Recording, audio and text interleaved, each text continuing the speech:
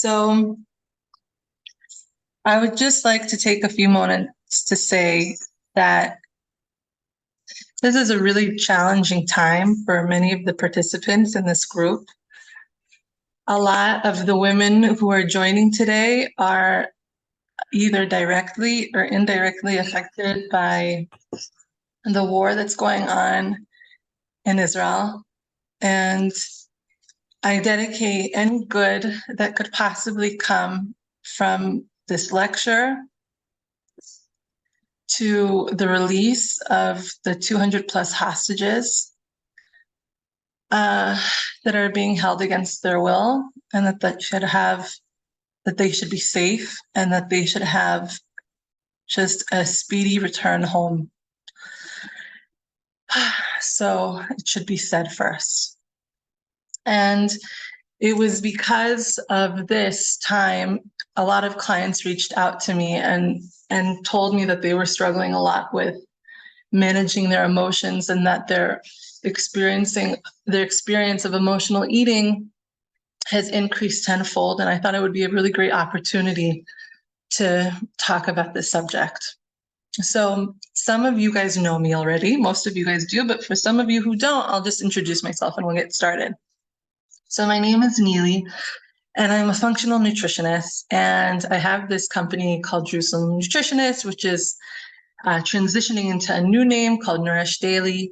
And in addition to treating patients one-on-one from a functional medical perspective, I also do detoxes and workshops. And the whole idea behind the way that I work is that I try to encourage physical and emotional balance in the body so that we could all have a better life experience.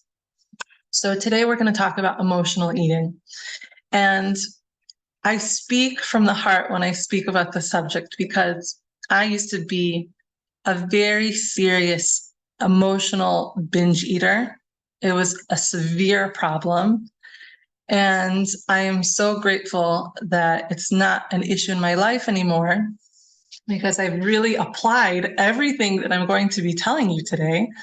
And it tickles me to go over the information, because it was a problem that I just never thought that I would be able to eliminate out of my life. And to say that I don't even think or remember what it is like to binge eat is like a miracle. So I'm very, very excited to share the information with you. And one more thing that I want to say before we start is that I really want this to be a discussion. I really want this to be helpful. And many of you guys are going to be having questions, and I'm not going to be able to read the chat while you guys are listening. So I'm going to pause at specific points in the conversation, and then I'm going to open the floor for questions.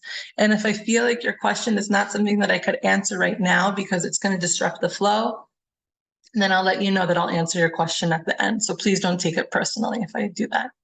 Okay, let us begin. So the introduction. Today's goal, I want us to be very clear with what our intention is today. It is not to heal your emotional problems. Everyone in this world has emotional problems. If you have emotional problems, hello, you are normal. You are normal. That is not the goal of today. The goal of today is to become more effective at nourishing ourselves during times of distress.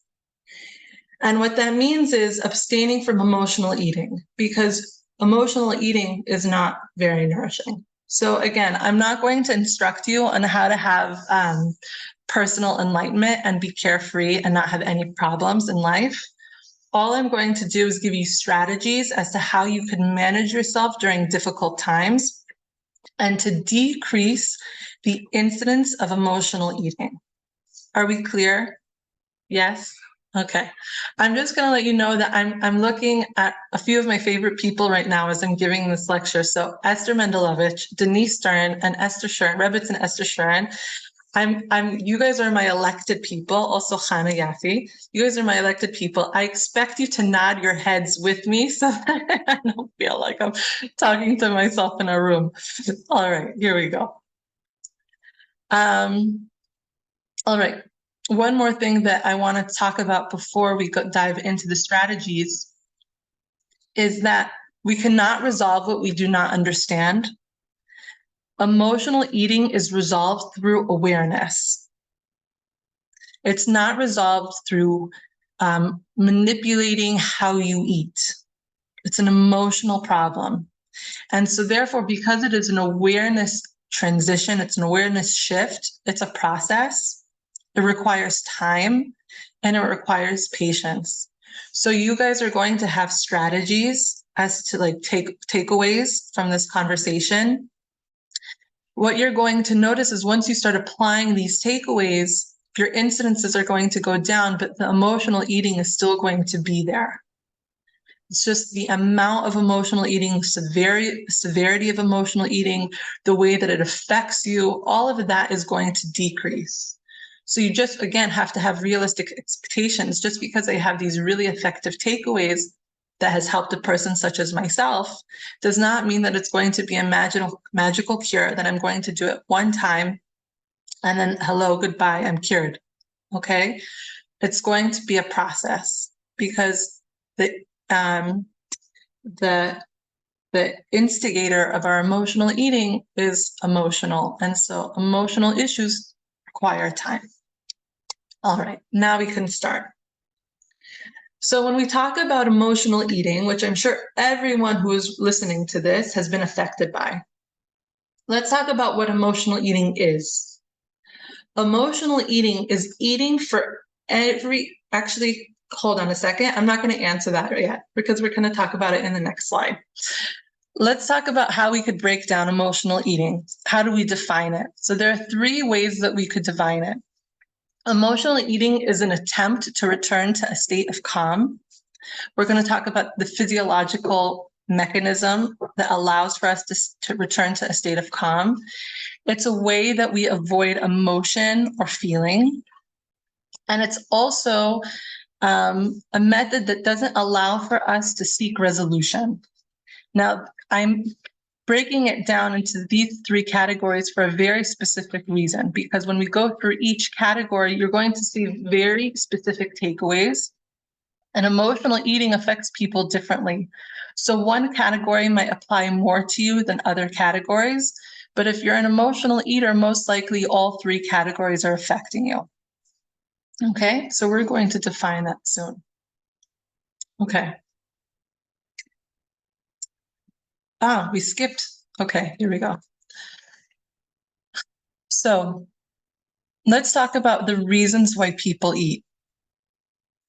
Okay. There are 3 reasons why human beings eat. We eat for nourishment, we eat for celebration, and we eat out of fear and anxiety. The appropriate balance of these 3 ratios should be 80% nourishment, 20% celebration, and 0% out of fear and anxiety. Now that's the ideal ratio, but obviously that's not what happens in real life. But there's a chiddush here. There's something that I want to teach you out of explaining that there are these 3 reasons why people eat. When we do not properly eat out of nourishment, or when we do not properly eat out of celebration, our eating out of fear and anxiety will increase tenfold. So let's describe certain scenarios where that is true. Okay, so 80% of the food that I consume should provide me with 100% of my nourishment. Okay, so that means 80%, meaning 80% by quantity, by mass, should provide me with all my B vitamins, should provide me with all my minerals, should provide me with all my macronutrients, my proteins, my fats, my carbohydrates. And the reason for that is that if I am deficient in one of those key nutrients, I will not have enough of the ingredients to make my neurotransmitters like serotonin, dopamine, GABA, and glutamate, which controls my neural perspective. Why do some people feel anxious? Because they're not generating enough GABA. GABA is a neurotransmitter. It's our calm neurotransmitter. It's what makes us feel very calm and relaxed. We build GABA from our magnesium, the magnesium that we consume, which most people are deficient in. We build it from our B vitamins, which again, most people are deficient in. One really fantastic question that you could ask yourself is, do I dream every night? A human being is supposed to have 1 to 5 dreams every night. Remember it. Okay, it could be like a fuzzy recollection, but if someone wakes up and doesn't have any recollection of their dream, it's typically a sign that they are deficient in vitamin B6. Okay, vitamin B6 is one of those key B vitamins that's necessary for producing GABA. This is just an example. So for many, many different reasons, GABA is just one example. But when we are malnourished, when we're not receiving enough nourishment from our food, we're going to physiologically create a more anxiety-prone environment, okay, which is then going to require for us to find coping mechanisms, okay? That's number one. Celebration. This is hopefully a chiddush for some people because I find that it's very life-changing for some people, which is that 20% of the way that you eat should be for celebration, meaning it's a necessity to receive joy from your food. And if your daily intake, whether that's on a daily basis or a weekly basis, does not allow for eating through joy or eating for joy, then what that's going to do essentially is increase the amount of food that you eat out of fear and anxiety. Because if you don't allow for yourself to have happiness, you're going to be anxious. That's just very, very obvious. Just like kids need to play, human beings need to eat food for fun. It's a necessity. Now, there's a very, very big difference between eating for celebration and eating out of anxiety, even when the food is the same. So eating celebration means I get to eat whatever it is that I want if it sparks joy, right? So, for example, if I'm at a wedding and I'm eating cake, that could be for celebration, but cake could also be for fear and anxiety. So how do we know the difference between the two? Okay, eating for celebration allows for us to feel more connected to the present moment, whereas eating out of fear and anxiety causes us to be disconnected from the present moment. And that's the key difference between the two, even if the food can be the same. Does that make sense? And so it's really, really, really important that we make sure that we prioritize eating for nourishment and eating for celebration before we talk about anything related to emotional eating. Because that's going to physiologically create a dynamic that is less anxiety provoking. Or I should say, makes a physiological environment that is more resilient to anxiety. Okay. Now, there are a lot of people right now that are dealing with emotional eating issues that aren't necessarily, not everyone is an emotional eater, some are. And we're going to go through every type of person in this class. Okay. So we all understand there are 3 different types of eating: eating out of nourishment, eating out of celebration, eating out of fear and anxiety. We have to eat for nourishment and celebration. Now, what do we do for eating out of fear and anxiety?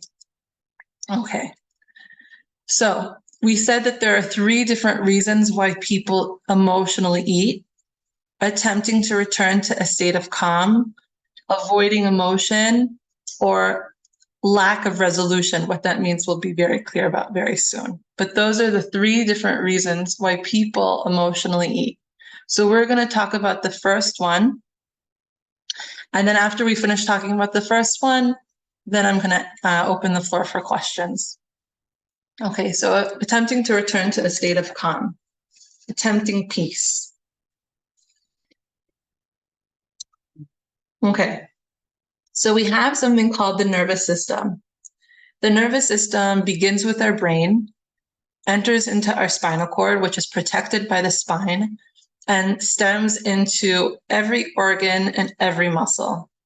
And then we have a nervous system that returns back to the brain. Okay, and this is our nervous system. And our nerves are really just pathways, like freeways, in which messages can be sent all over to the body. This is what allows for us to be sentient beings. Now, when it comes to our nervous system, we have two nervous system pathways. One is called the sympathetic nervous system, which we otherwise know as your stress response. And the other one is called the parasympathetic nervous system, which is otherwise known as your peace response. So think about this as like a highway. When it comes to messages, we have green light, we have red light. When it's green light, we go, go, go. When it's red light, we stop. So your sympathetic nervous system is like green light. When you are stressed, when you are supposed to be in action mode, you're using your sympathetic nervous system. Red light is your peace response. It's like, you know what? Everything is so chill. How about we stop? We enjoy the scenery.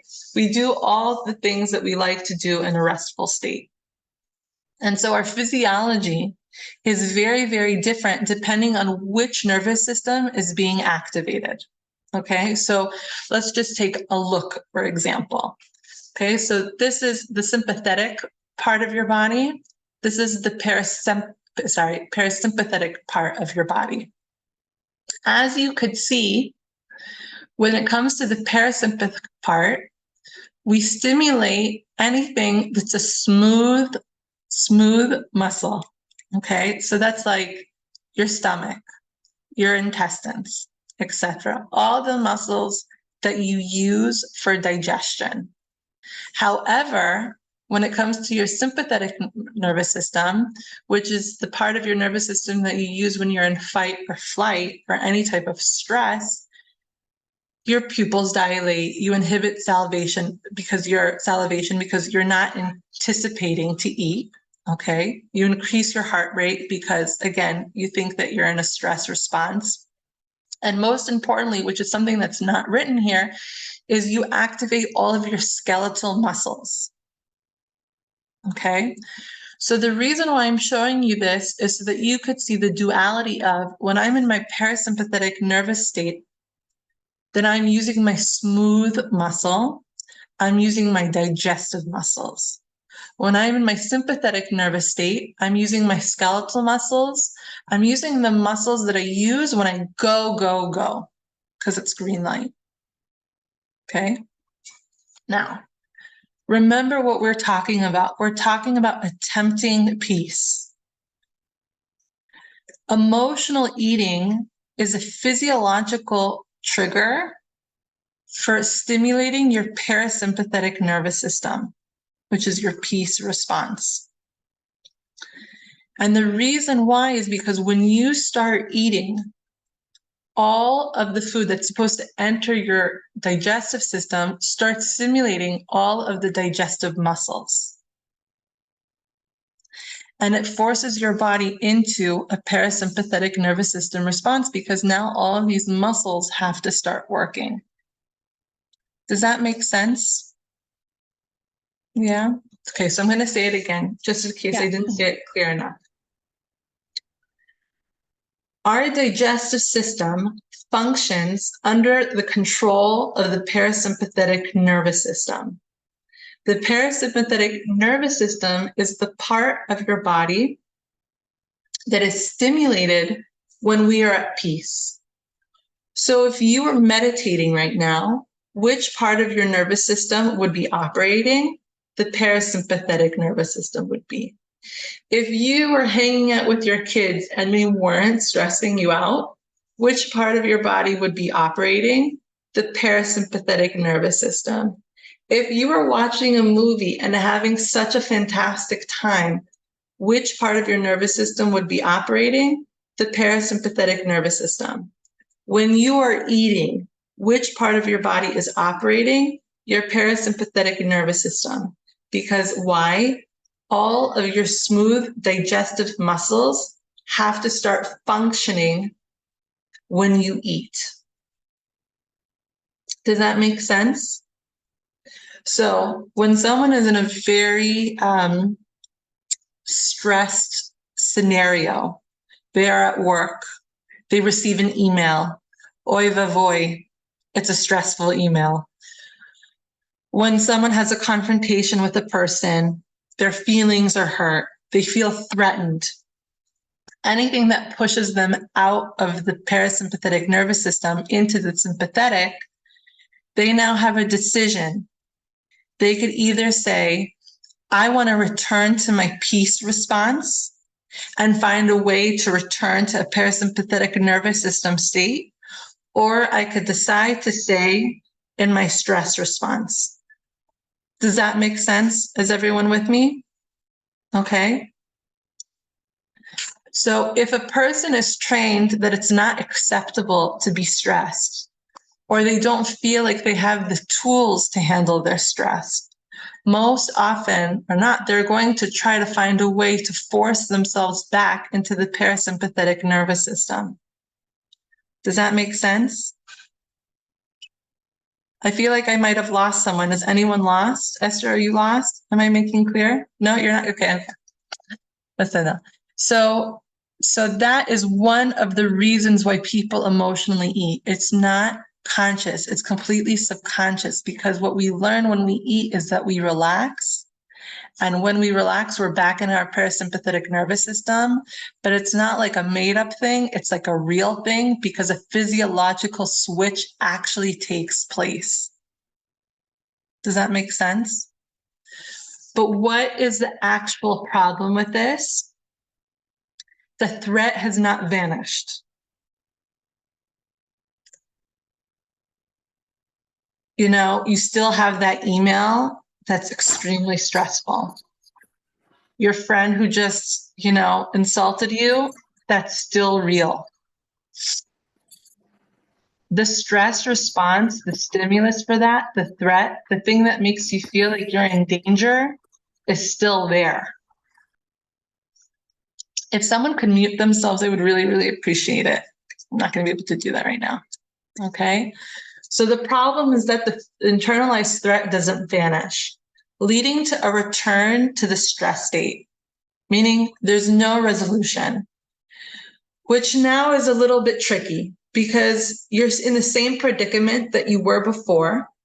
You do not have the tools to handle the stress. And now you're kind of in a worse position because now your digestive system is compromised since it is now filled with food. Does the digestive system function under the sympathetic nervous system? It does not. So perhaps you're in the parasympathetic nervous system state for 20 minutes, max an hour, depending on how long the binge is. But very shortly afterwards, you switch back over to a different nervous system state. And now your digestive tract is filled with food, and your nervous system is not operating the digestive system anymore. And now you're just filled with food. And I'm sure everyone knows what that feels like, to be filled with food after any emotional eating episode, whether it's just a few chocolate chips or a big binge. It does not feel good. And so what is now the solution? Okay. All we're trying to do by emotionally eating in this category is stimulate your parasympathetic nervous system. Can we all have sympathy for that? That when we are emotionally eating, what we're trying to do is have a physiological switch over from our stress response to our peace response. So now what we have to do is find a different strategy for that, which again takes time. Switching coping mechanisms take time. Okay, so I'm going to offer a suggestion, and it's something that we're going to do together. One of the best ways to stimulate your parasympathetic nervous system is by breathing, but it's very specific breathing. Okay, I call it butt breathing. because we're going to be breathing from our butts. Okay. Now, we have 3 different parts of our torso. We have the upper part, which is like, have you ever done chest breathing? Okay. When we do chest breathing, when we're breathing from the upper part, so how about everyone do something with me? Put one hand, maybe your right hand, on your chest, and put another hand on your belly. Okay. And I just want you to pay attention to how you're breathing. And I want you to pay attention which hand comes up first, your chest hand or your belly hand.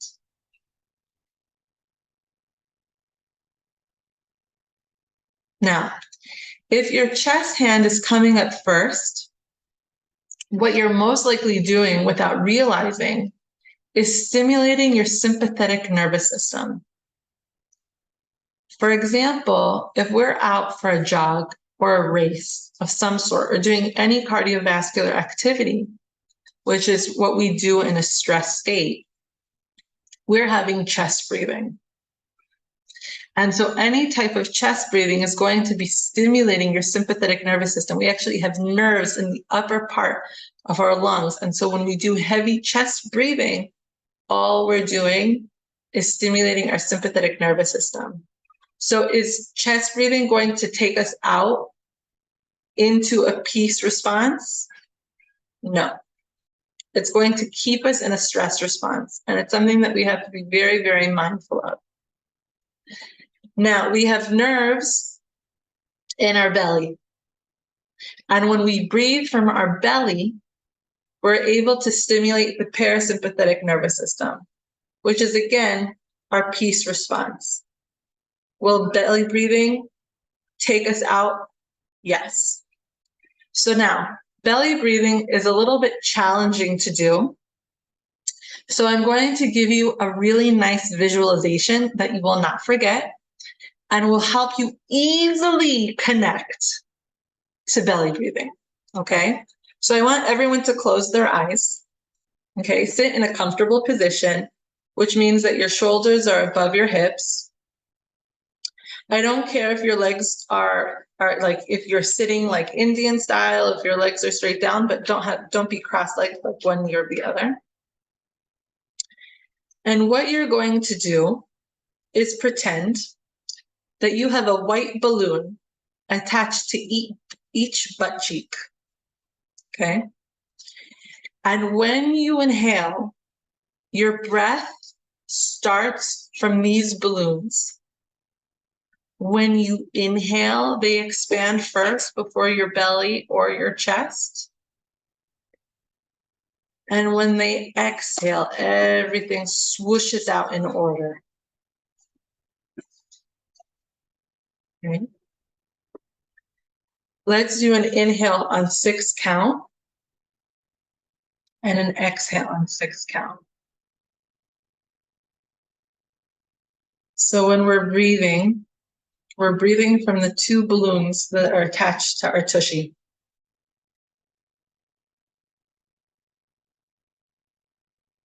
And when we exhale from the 2 balloons that are attached to our tushy. And I'm curious if while you're doing this, you could feel your pelvic floor moving. If you could feel a change in musculature between your legs.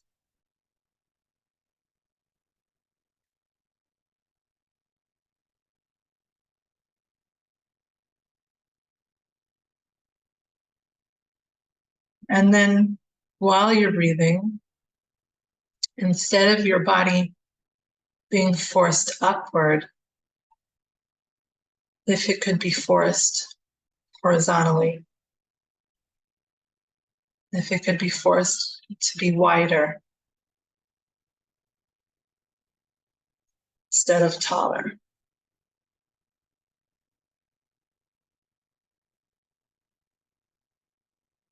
Okay, you could open your eyes. Did anyone feel a difference by doing that? perhaps. Okay. Yeah. Now, if this was something that was really hard for you to connect to while sitting in your chair, I highly recommend that you try it in child's pose, because it's an easier position for one to connect to the feeling of butt breathing, which I know is a very funny way of saying it. But I think, Hannah, I'm sure you have something to say about it because you're a professional singer. But I feel like, Hannah, I'm going to ask you, when you sing and you breathe, aren't you supposed to be singing from your butt? Isn't this like a thing in singing? I've never heard it. Oh, okay. Because I remember Liberace used to say that he would sing from his butt. I've trained a little bit professionally, and I've heard that. I've definitely heard that. So it's a thing. So I think that when we practice butt breathing, which I know sounds very funny, but now you can't forget it. So when you practice butt breathing, it's one of the fastest ways to promote a parasympathetic nervous system response. This is by no means going to replace the satisfaction that you get from emotional eating, and I'm not going to fool anyone to say that that's comparable. But really, the reason why we're emotionally eating is because we desperately want to go back to a peaceful state. And so that's one of the fastest ways that you can do that. Now, it's very hard to connect to that when you're stressed out, because when you're stressed, you have less blood going to your brain, and you're also producing a lot of cortisol, which actually attacks the hippocampus of the brain, which is your memory center. So when you're stressed, it's very, very hard to remember new tactics of relaxation. And so therefore, what I would suggest doing is, at the end of this talk that we have, write down anything that was useful for you. B'ezrat Hashem, there'll be many things that will be useful to you, but write down a few things that are useful for you and post them everywhere. Because when you're in a stressed state, you're not going to be able to recall new memories. You're not going to be able to recall the strategies that will help you. And if they're written down, you'll be able to remember them. Okay? And if you're like breathing and you're not feeling calmer from your breath, put your hands on your body and just assess which hand is coming up first. And if your chest hand is coming up first, you understand why, because then you're just triggering your sympathetic nervous system. Okay? That's the first thing. The second thing that allows for you to have a peace response is social connection. When we are talking to one another, hopefully not in an altercation, when we're not yelling at each other or trying to criticize one another, but when we're actually connecting and being vulnerable, that actually allows for us to switch into a peace response, into your parasympathetic nervous system, because society acts as a form of protection. So how can I be stressed if I feel safe and vulnerable with another human being? And so if you don't want to emotionally eat and you want to put yourself into a parasympathetic nervous system state, reach out to someone. Okay. Next one is gentle exercise, stretching the muscles, allowing for yourself to almost like be preoccupied with something that's soothing, whether it's gentle exercise, a warm bath, anything that relaxes the muscles is going to stimulate the parasympathetic nervous system response. And then the last thing is self-awareness practices like hitbodedut, right? Because for whatever reason, whether there's a threatening situation or not, but most likely when it's not really a threatening situation, you're going to have to develop some type of self-awareness to realize that. I find that every time I open a work email, I feel really stressed. Why is that? Why is that so threatening for me? Because that awareness is not going to come just like, it's not going to be like an apple that just hits you on like the noggin and it's just like, oh, I figured it out. You're going to have to dedicate time to thinking about why the things in your life threaten you and why they stress you out. So that's one strategy for a few different strategies for stimulating the parasympathetic nervous system: breathing, vulnerability, and social connection, and figuring out why you're feeling so triggered. Okay? However, alternatively, you could also ride your stress response wave. Okay? You could stay in fight or flight and ride the wave until it's over. And I think that this should be really noted because many times we're trying to run away from discomfort. We want to go back into the arms of security, but sometimes that just doesn't match. Sometimes you just can't do that. So like in nature, when two animals attack each other and they eventually part ways, one of the things that they do is their bodies start shaking. They like shake it off, right? Because that's the way that they ride their nervous system. That's the way that they ride the end of the sympathetic wave. And that's sometimes something that needs to be embraced. There's nothing wrong with it to be stressed if you are aware of it and you're in it and you're completing it to its purpose in a safe way.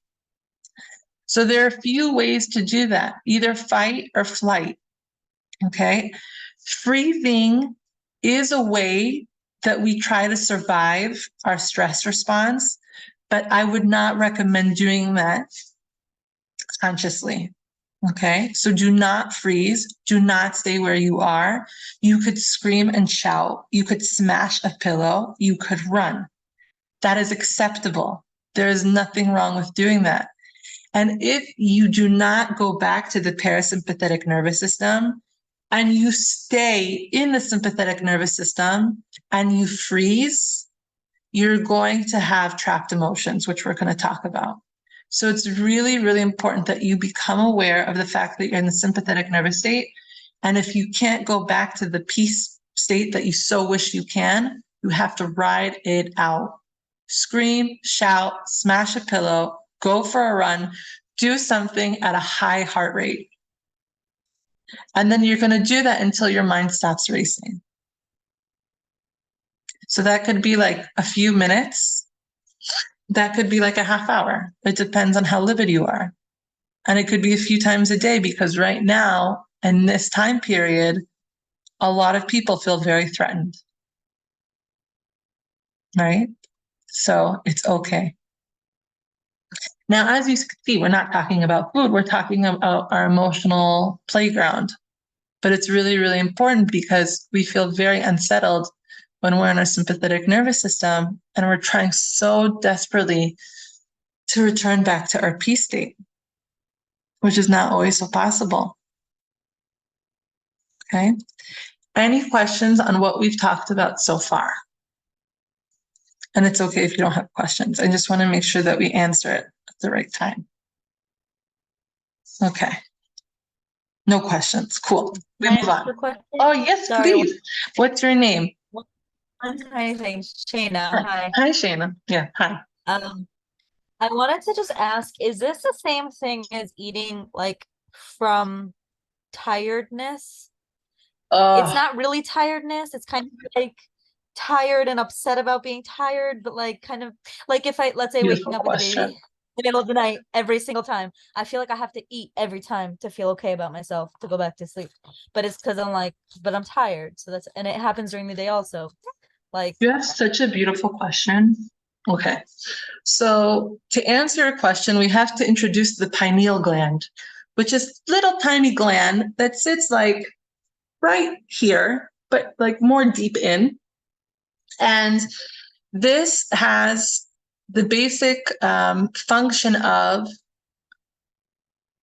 balancing our need for sleep, water, food, and intimacy. Okay, so the pineal gland balances our desires for those four things. When one of those parts of our body is severely undernourished, we're going to compensate by desiring something else. So if you're extremely tired, it's very, very normal to feel increased appetite because the pineal gland is working really, really hard and it's not in a state of balance. You're getting too little sleep. It's going to compensate that desire by increasing what it will get, which is food. Does that make sense? So, yes, it is very, very normal when you're a young mother and you're constantly being woken up and you're not eating. Hello, I just experienced at least 2 years of that right now with twins. So it's very, very normal to want to eat more and to have an increased appetite. However, remember, there are 3 reasons why people eat. We eat out of nourishment, we eat out of celebration, and we eat out of fear and anxiety. And if what you said was, I'm eating because I need to feel like okay about something, then that is still eating out of fear and anxiety, because even though it might not be emotional anxiety, it is physiological anxiety. And that does count. Because again, one part of balancing emotional eating is creating a safe space in our environment, of having our physical environment, having a well-balanced body. When we are nutrient deficient, we are going to want to eat more emotionally. It's just like a fact. But if you're not nutrient deficient, if you're sleep deprived, that's again one of your basic needs. Your physical anxiety is going to go up. And one of the ways that you're going to compensate for that is with food. So it's an excellent question. Okay. Any other questions before we move on? Yes, please, Robertson Sharon. Oh, you're just on mute. I'm sorry. Could you just repeat what you said about that gland? What are the things that gland controls? Yeah, sure. So there's something called the pineal gland, and it's in the middle of our brain, and it regulates our desire for 4 different necessities: sleep, water or hydration, food, and intimacy. And so when we are deficient in one of them, our cravings for the other are going to increase.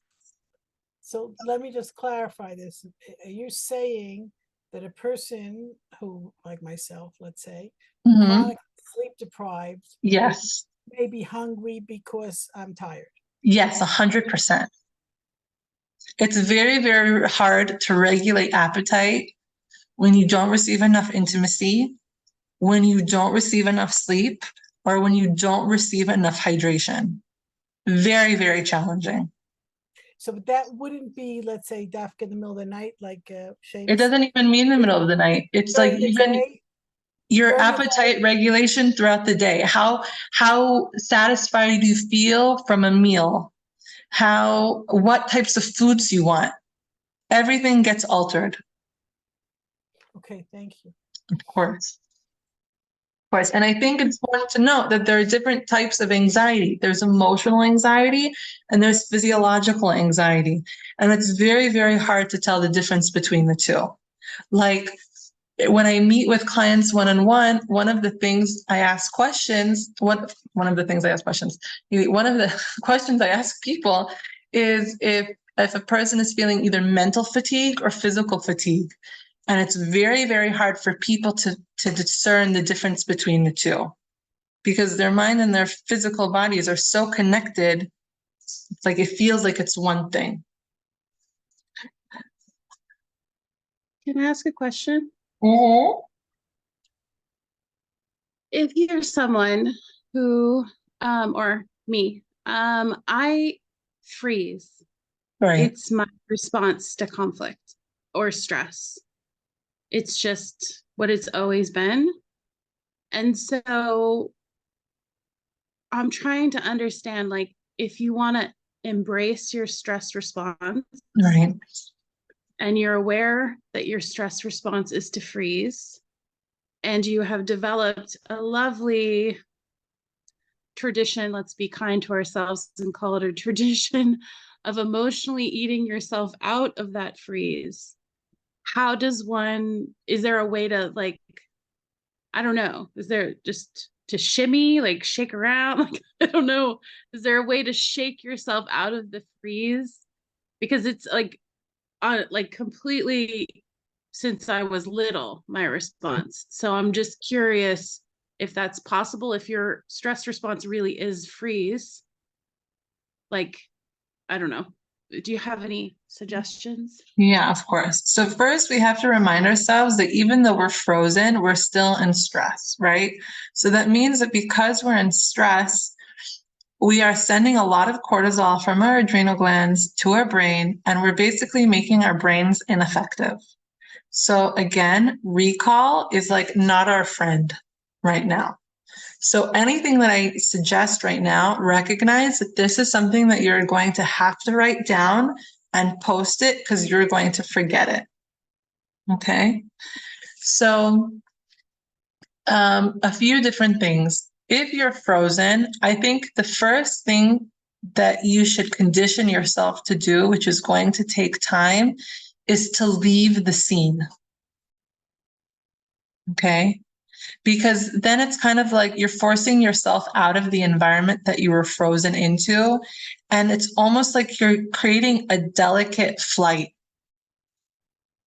So like if you were in your apartment, for example, just stepping outside of your apartment is a victory because you're slowly trying to uncondition yourself. When you're frozen in place. You're frozen in the situation, you're frozen in the relationship, you're frozen in the dynamic in which is threatening to you. Just changing the environment, even if it's like 20 steps away, is a really, really loving thing that you could do for yourself to slowly uncondition yourself. So that's number one. The second thing is I would suggest if it's hopping up and down. If like you go outside, you just start jumping up and down and kind of getting the nervous energy out. That would be the second thing that I would do.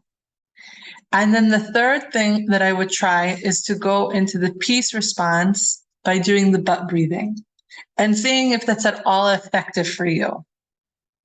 If fleeing the scene, shaking it out a little bit, and then attempting to go into a peace state, it might be easier for you to do that now that you're not in the scene. But if you can't, right, you're trying the butt breathing and it's just not working for you, my suggestion, and this is going to be kind of annoying, is to go for a really long, vigorous walk. And you might say to yourself, well, I'm being triggered like 10 times a day. What does this mean? I'm going to get outside of my apartment, shake it off, and then go for a very vigorous walk 10 times a day. And my answer to you is yes. Because there's really no other way. You have to uncondition something that you've developed to protect yourself since childhood. Now as an adult, you have more options and you could protect yourself in a different way that's more effective for you. And so anytime you feel like frozen, you're going to have to try to thaw yourself out. How does that feel for me to say it to you? Is this okay or is this hard? No, I think it sounds like a great thing. I imagine myself jumping up and down and doing butt breathing. So we'll see how it goes. Okay, good. But again, I would write this down like, I feel frozen. This is what I do. 1, 2, 3. Because again, if it's not written down, you're not going to be able to recall it. It's just the reality. That's why it takes a really long time for shift emotional responses. Okay. Can we go to the next one, or are there more questions? Because I'm very happy to answer them. Okay, we're going to move on to the second bracket. We emotionally eat in order to avoid emotion. Remember that emotional eating has to do with the emotion and not the eating. So focusing on food is just not effective. When I was in the grips of my emotional eating issues, one of the things that I would do, because I just didn't know any better, is I would try to control what I was eating. I would try to control what I would binge on. I would try to control what was in the fridge. I would put myself on all these different plans, and I would focus so much of my attention on the food. And the breaking point, the shift that occurred was when I stopped focusing on the food and I started focusing on my emotions. And I am going to talk, this was my major part. Remember, I said there are 3 different parts. This was the one that the one that spoke to me the most. And so I'm going to share my personal story with you when I talk about this one, because I feel like it will be very effective. So let's continue. Okay, so what are emotions? What is this thing that we are trying to avoid so hard? So emotions are simply energy in motion. So emotion, energy in motion. It's,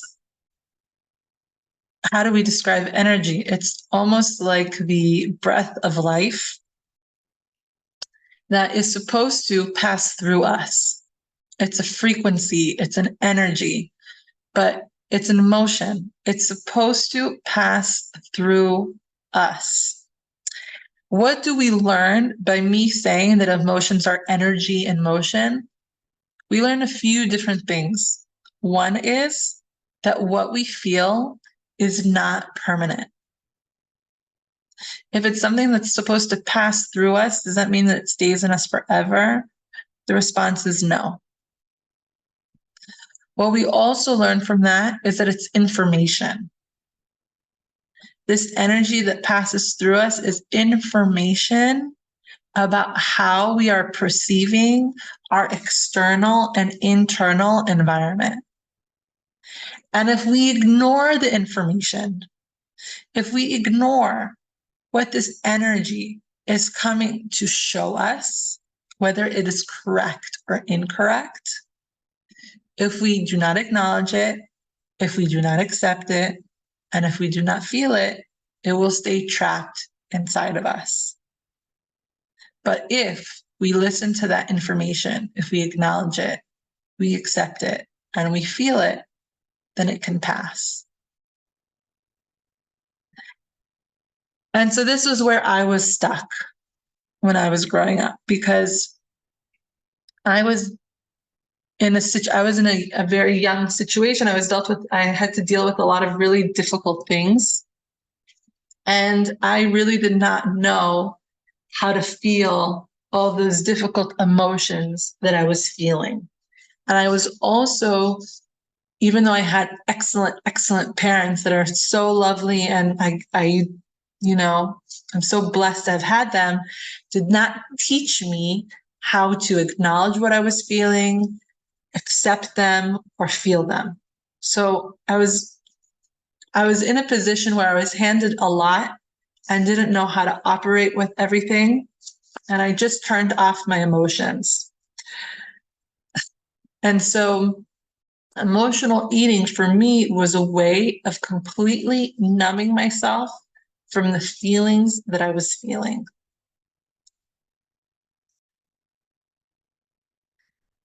And so I'm going to share a story of how it all changed.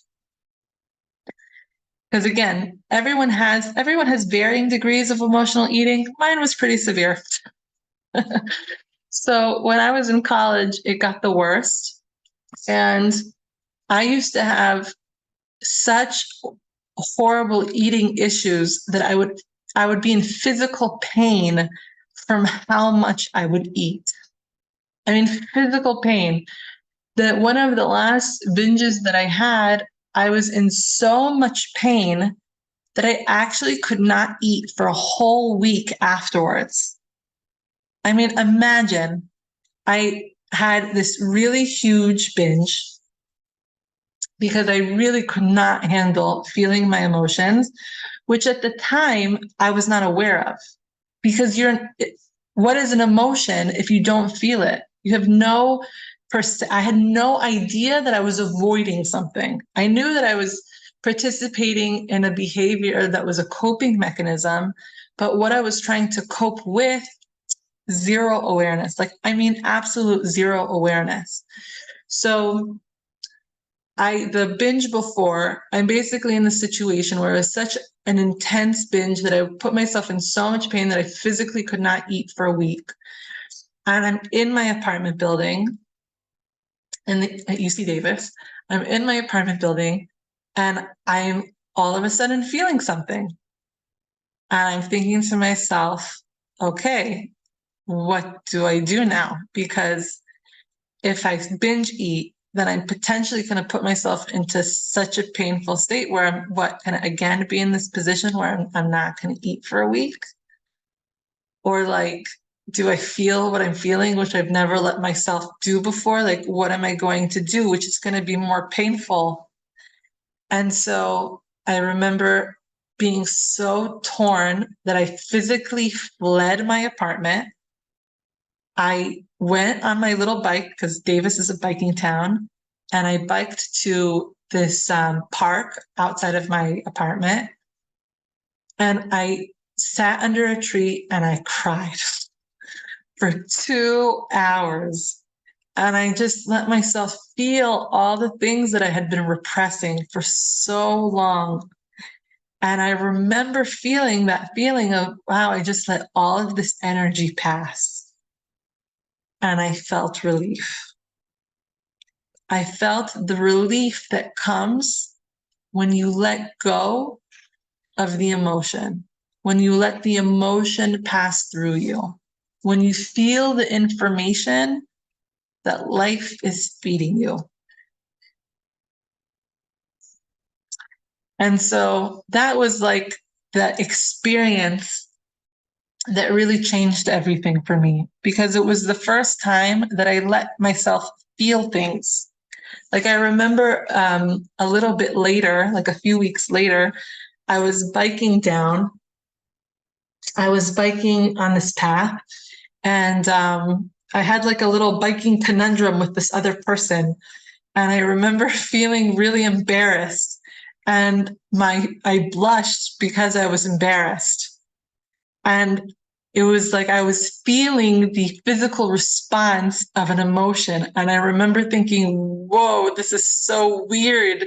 It's so weird to physically feel something, because it was something that I had never let myself do before.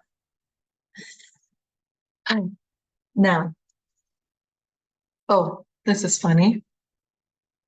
This is going to be a little weird. Okay, we're just going to be okay with this for now. So, here's the deal. We have to remember that energy is information. We are not responsible for resolving that information in order to feel what we're feeling. If someone makes us feel sad, we do not have to fix it. We get to feel it. We don't need to fix our feelings, or we don't have to fix the situation in order to feel our feelings. And so there are a few questions that I want to ask you, which is, were you taught that it was okay to feel hard feelings? Or if you acknowledged your hard feelings, it meant that something was wrong, or that something was bad, or that something was not okay. And then likewise, were you taught that everything has to be okay all the time? And then likewise, were you taught that hard feelings lead to hard futures? If I feel angry, or if I feel disappointed, or if I feel X, does that mean that if I acknowledge what I'm feeling, it means that my future is going to be less so?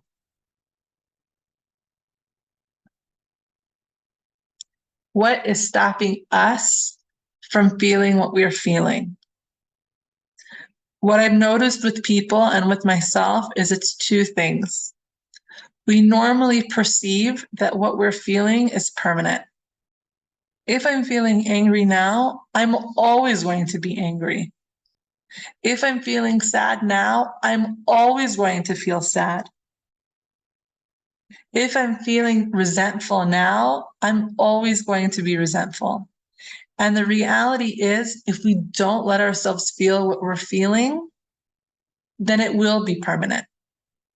because emotions are energy in motion that has to pass through us. If they do not pass through us, they get stuck in the body.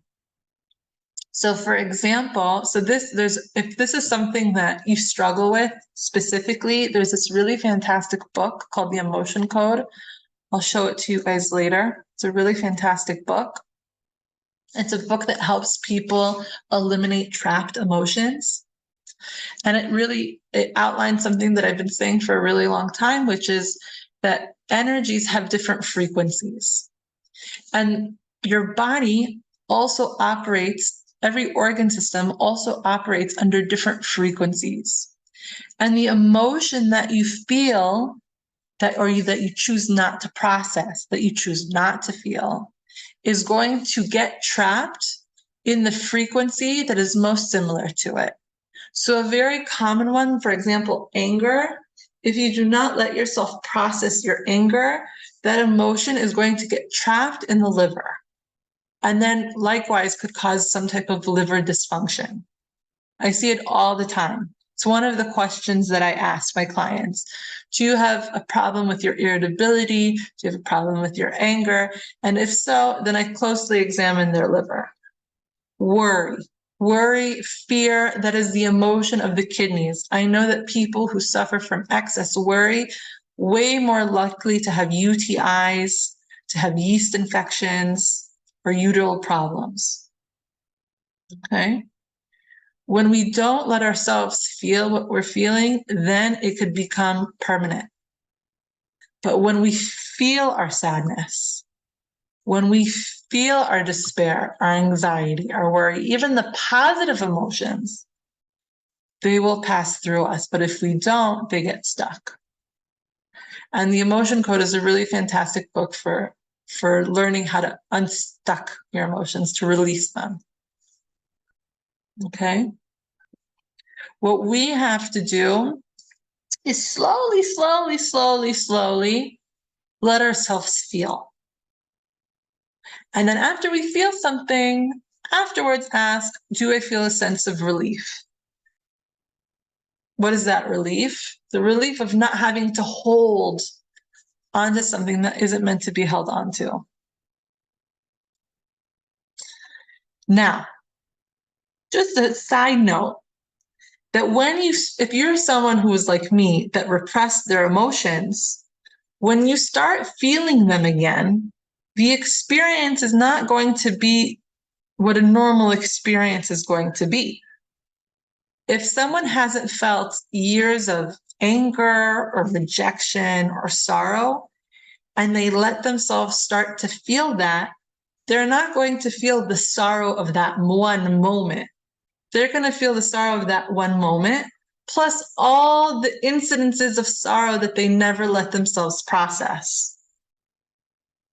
And so it's very, very likely that if you're someone who has repressed their emotions as sufficiently as I have, that it's going to feel like a tidal wave. And it's okay, because after that tidal wave, there is no more wave until the next wave comes. But then the wave is a much smaller wave, much more manageable wave. That's why I was under that tree for 2.5 hours. Okay. Any questions on this part? Yes. I just wanted to ask, is like, how does what you just said apply to like the eating because you're not getting your physical needs met, like with the tiredness or the water or whatever? I think this is separate, Or because remember we were talking, there are 3 different tracks. So that was really, I think, applicable for one track. And I think that this is a separate track. okay. Yeah, so I don't think Thank that there's connection, yeah, of course. But there's one more thing that I have for you that I forgot to mention about this, is a temporary solution. If you're in a specific situation where you feel like your emotional reality is just too challenging, right? Either it's just not the appropriate time to feel what you're feeling, which I don't really buy, but it just feels like that in the moment. Or you just feel like, again, you just can't handle the information that it's bringing you, because that's what emotions do. They bring you information. Then something that you should consider doing is physically moving the energy. If you cannot move the energy with your awareness, then physically move the energy. Like we talked about in the duck scenario where the two ducks fighting and then they leave and they ride the wave of their sympathetic nervous system and they shake it off. Well, you have to move that energy. And if you can't listen to the energy, if you can't acknowledge it and feel it, then you could at least reduce 50% of its harm by physically moving. So what am I saying in short? One of the strategies to avoid emotional eating is physically moving when you feel like you're having an emotional response. Not only are you going to take yourself away from the presence of food so that you don't participate in that behavior, but you're also going to help let yourself physically shift the energy. Now, this is a little challenging. In the times of Corona, this was very challenging because there's some people who physically couldn't move their house. And I don't know about you, but when this war started, I didn't leave my house until Tuesday. Like I stayed in my house for at least 3 or 4 days, right? So there might be times where you might not be able to like leave the scene, which is your apartment, but there's still ways of physically moving, like jumping up and down, walking, pacing your apartment, stretching, whatever it is that you could do to physically move the energy. And again, until you feel your racing mind calm down. Does that make sense? Yeah? Okay. All right. One of the things that we have to learn when it comes to our emotions is we have to fight this desire to be in a perpetual state of neutrality. This is, as we get older, I think this is something that we learn. But for us youngers, it's really challenging because life is not neutral. Life comes in waves, it ebbs and it flows. We have ups, we have downs. This is life. It's extremely dynamic. And what that means is that our internal environment is as such going to be dynamic because we're just constantly responding to what's going on around us. You know, we have to learn how to be, how to generate our own peace regardless of the chaos around us, but we're not separate from our external environment. It's going to affect us. And so we have to just be okay with the fact that we're going to feel different feelings all the time. And we're going to have to process our emotions and that some of them are going to be uncomfortable. And this might not resonate with everyone, but this definitely resonated with me when I was in the place that I was. And, you know, still as a human being, this is challenging. Okay. Ready for the third segment? Any questions? Okay. The next one has to do with lack of resolution. I like to say connectedness to what you want, but lack of resolution also works. Okay. So I'm going to open this segment with something that happened to a client. So I had a client, and she was following her nutrition plan really, really well, and she was doing great. And then she calls me and she said, "Listen, I had to go out of the country for this operation, and now I'm back. And after this operation, which was really stressful, I am now like mom again, and I have to take care of all my kids and I have to feed them. And so like, I just was crazy about how I was eating and I really felt like I deserved it." And so I told her, "It sounds to me like what you wanted was sleep and rest and care. And because you didn't get it, you took something else instead." And a lot of our emotional eating can come as a result of lack of resolution. I'm using her problem because it's a very simple problem, and I think it's something that we could all resonate with, which is we have this problem. in her example, she's this woman, she just had an operation, she needs something, she needs rest. And because she's not able to get resolution to her problem, she's basically coping with that by trading it for something else, which is ultimately avoiding resolution. Can anyone here resonate with that? Because I for sure can, right? So this is another reason why someone will emotionally eat, because they're simply avoiding resolution. Now, this is both conscious and unconscious. Let's go over the unconscious. The unconscious is when we're not even aware or connected to what our problems are, right? For example, in this scenario with my client, she was completely unaware of the fact that she needed rest, that she needed to recover because she was so quick to go back into mom mode, that she really was not cognizant or self-aware of the fact that she has this problem. She had this surgery. She's aware of the surgery. She's not aware that what she really, really needs, rest. And so if you're unaware of your problem, you are not, by default, going to be able to seek resolution. And I think this is why I put it as the last step, because if you are unable to feel your feelings, you're most likely not going to be able to pick up that there's a problem. Does that make sense? If you don't let yourself feel that you're exhausted, that you need care, that you need recovery, if you are not able to feel your internal environment, then you're not going to be able to be even aware that there's a problem that therefore needs resolution. And so sometimes I tell people that their emotional eating is not even a choice. Sometimes people are caught in an emotional eating situation where it's not even a choice. When you are not aware that there is a problem that needs resolution, you're automatically going to avoid resolution, which AKA means emotionally eat. Does that make sense? Are we connecting with what I'm saying? Okay.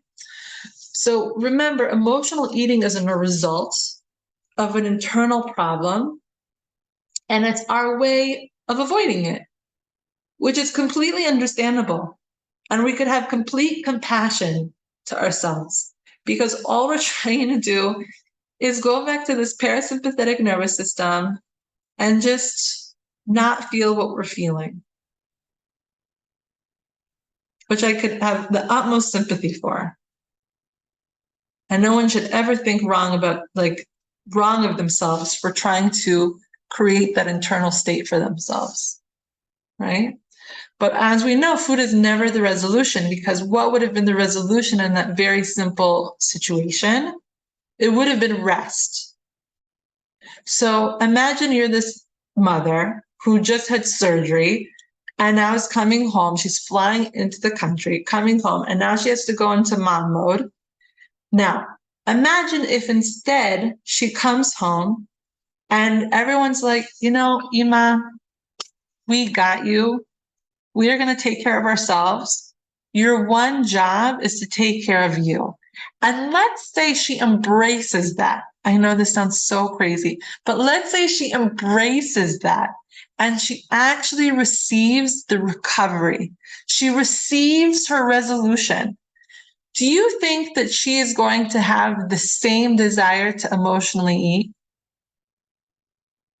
No, because the emotional eating was just there as a trade for not receiving resolution. But again, this is only a problem, or actually, I shouldn't say it like that, but this is a major problem when you're not connected to your problems in the first place. You can't seek resolution for a problem that you don't know exists. Okay? So, I'm going to give you very important strategies for this that are very, very effective. So after you first feel your emotions, evaluate the perceived problems, and you recognize your options, Now you have choice. Now you could either say, you know what? I really can not resolve this right now, or I could attempt resolution. And when you have more practice in doing that, you could assess which one gives me more relief. Because most of the time, even if you don't get full resolution, but you attempt resolution, you will feel more relief from trying. So I'm going to give you a strategy. Okay. I want you to ask yourself 3 questions before you eat anything. Okay. Now remember, when we are in a stress state, we secrete cortisol that causes our brain to shut down. So you're going to write this down on a card.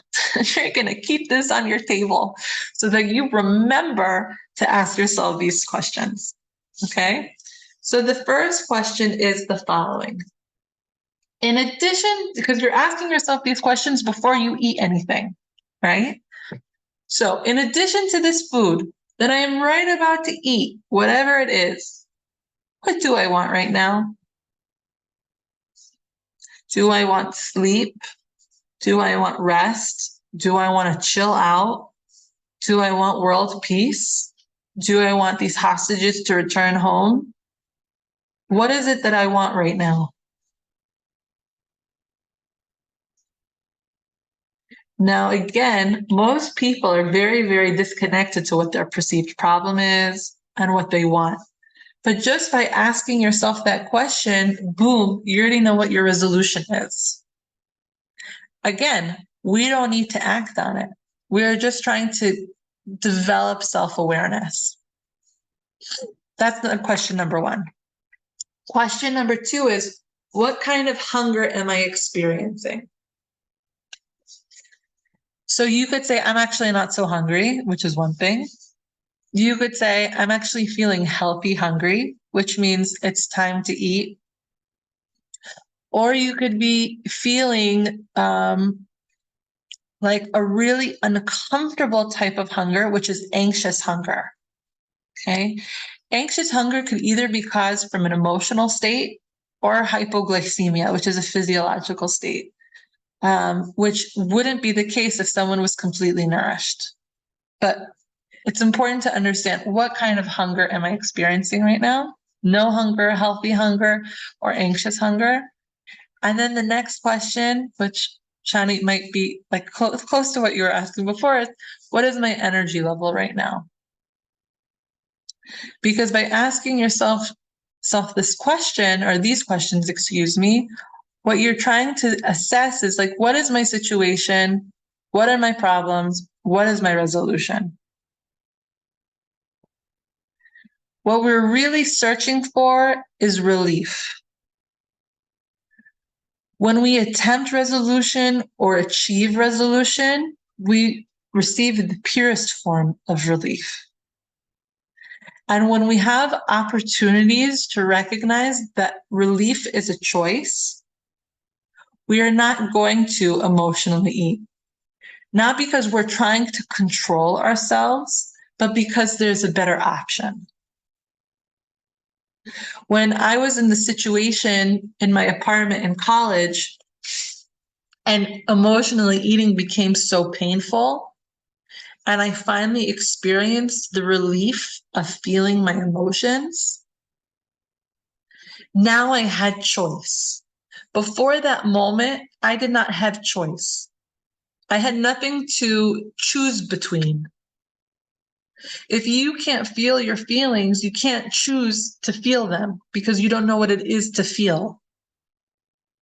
The moment you feel and you get to have that be a choice and say, I could either choose the relief of feeling my emotions or choose the relief of emotional eating, which one is going to bring me more relief? Until you can actually connect to both sides, you have no choice. Does that make sense? Now, this might not connect to some of you because it might not be the degree in which emotionally eating affects you. but for some people, it could be really where they're at.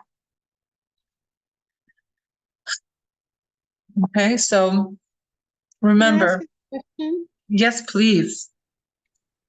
So in the questions in the slide before, Yes.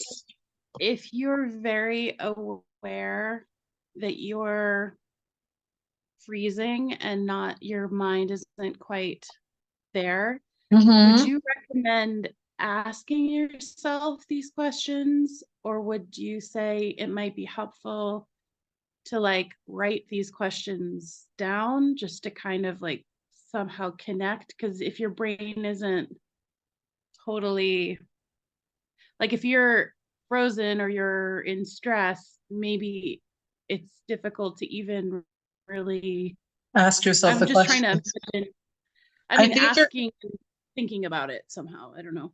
I think that you're asking a really fantastic question, which makes me think so many different things. First off, it's like I said, when you're in a stress response, you can't activate your brain. You can't recall new things that might be helpful to you. So that's why I do recommend having this written down on a note card in your kitchen so that you remind yourself that this is something that you have to start asking yourself. Okay. And something that I recommend is asking yourself this every single time you eat. Okay. The most important question, if you're just like 3 questions is a lot, the most important question is, what do I want right now? Because by asking yourself this question, what you're essentially going to be able to do is create this sense of choice.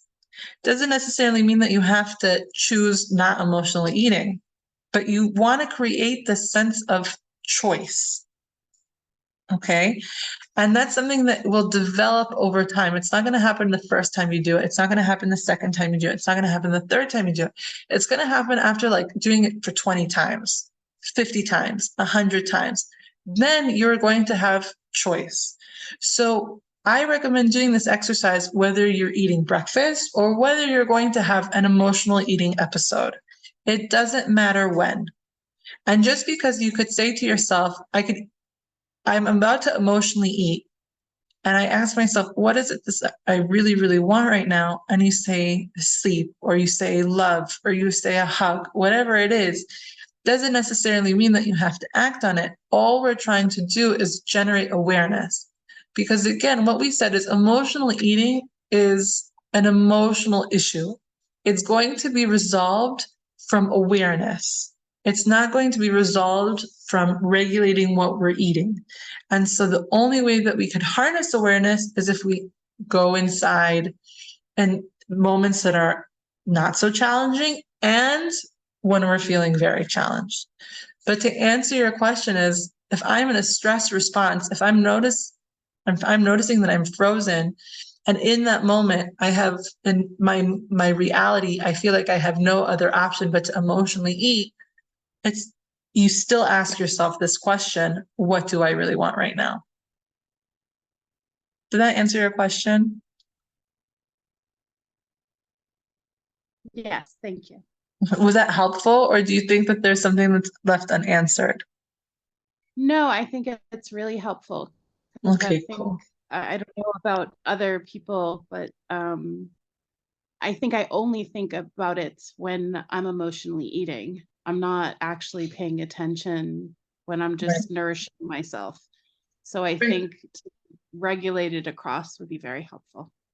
And that's actually one of the reasons why you say it. So when you're not emotionally eating, is because if you've become so used to doing it while you're eating, then when you are stressed out, you'll do it anyways. You'll do it regardless because you've been training yourself to do it.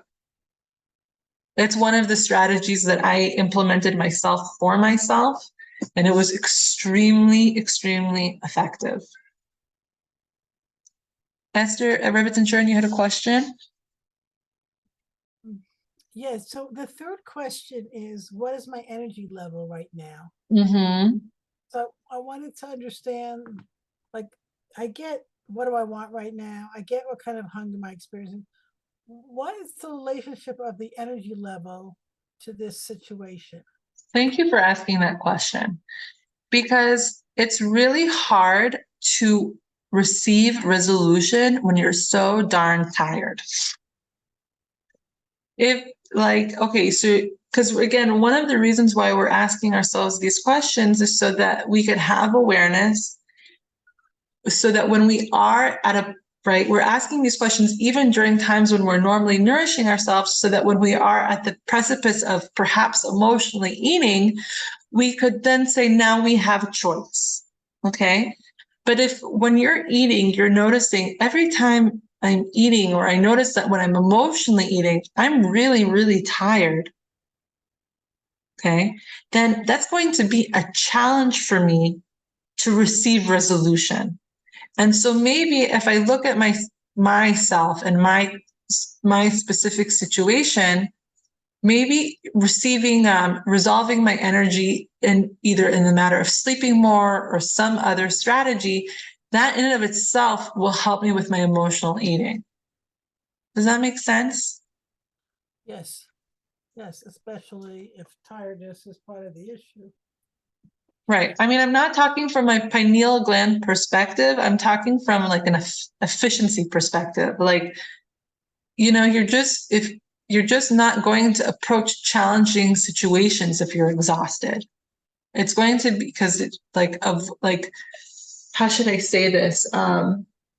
Switching from one coping mechanism to another requires effort. It requires strength. It requires a sense of internal fortitude. It's really, really hard to do that if you're so tired. And we're just generating awareness by constantly asking yourselves these things. And we generate awareness when we're not in the state of emotionally eating, so that we could have that awareness when we are emotionally eating.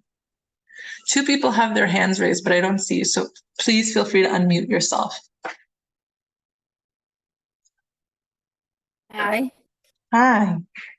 Yeah, I wanted to ask, does all the stuff on emotional eating apply to like not eating, like depriving yourself of food, which ends up leading to like eating from a lot of hunger, but I like consciously kind of choosing, no, I'm not eating now because I've got, is it the same? Is it because could it all be the same causes as what you're talking about? Well, I think that you're asking a very interesting question, which we're actually going to answer later on, but I'm going to answer you now, which is that remember, we emotionally eat through anxiety, and that anxiety could be physiological or it could be emotional, right?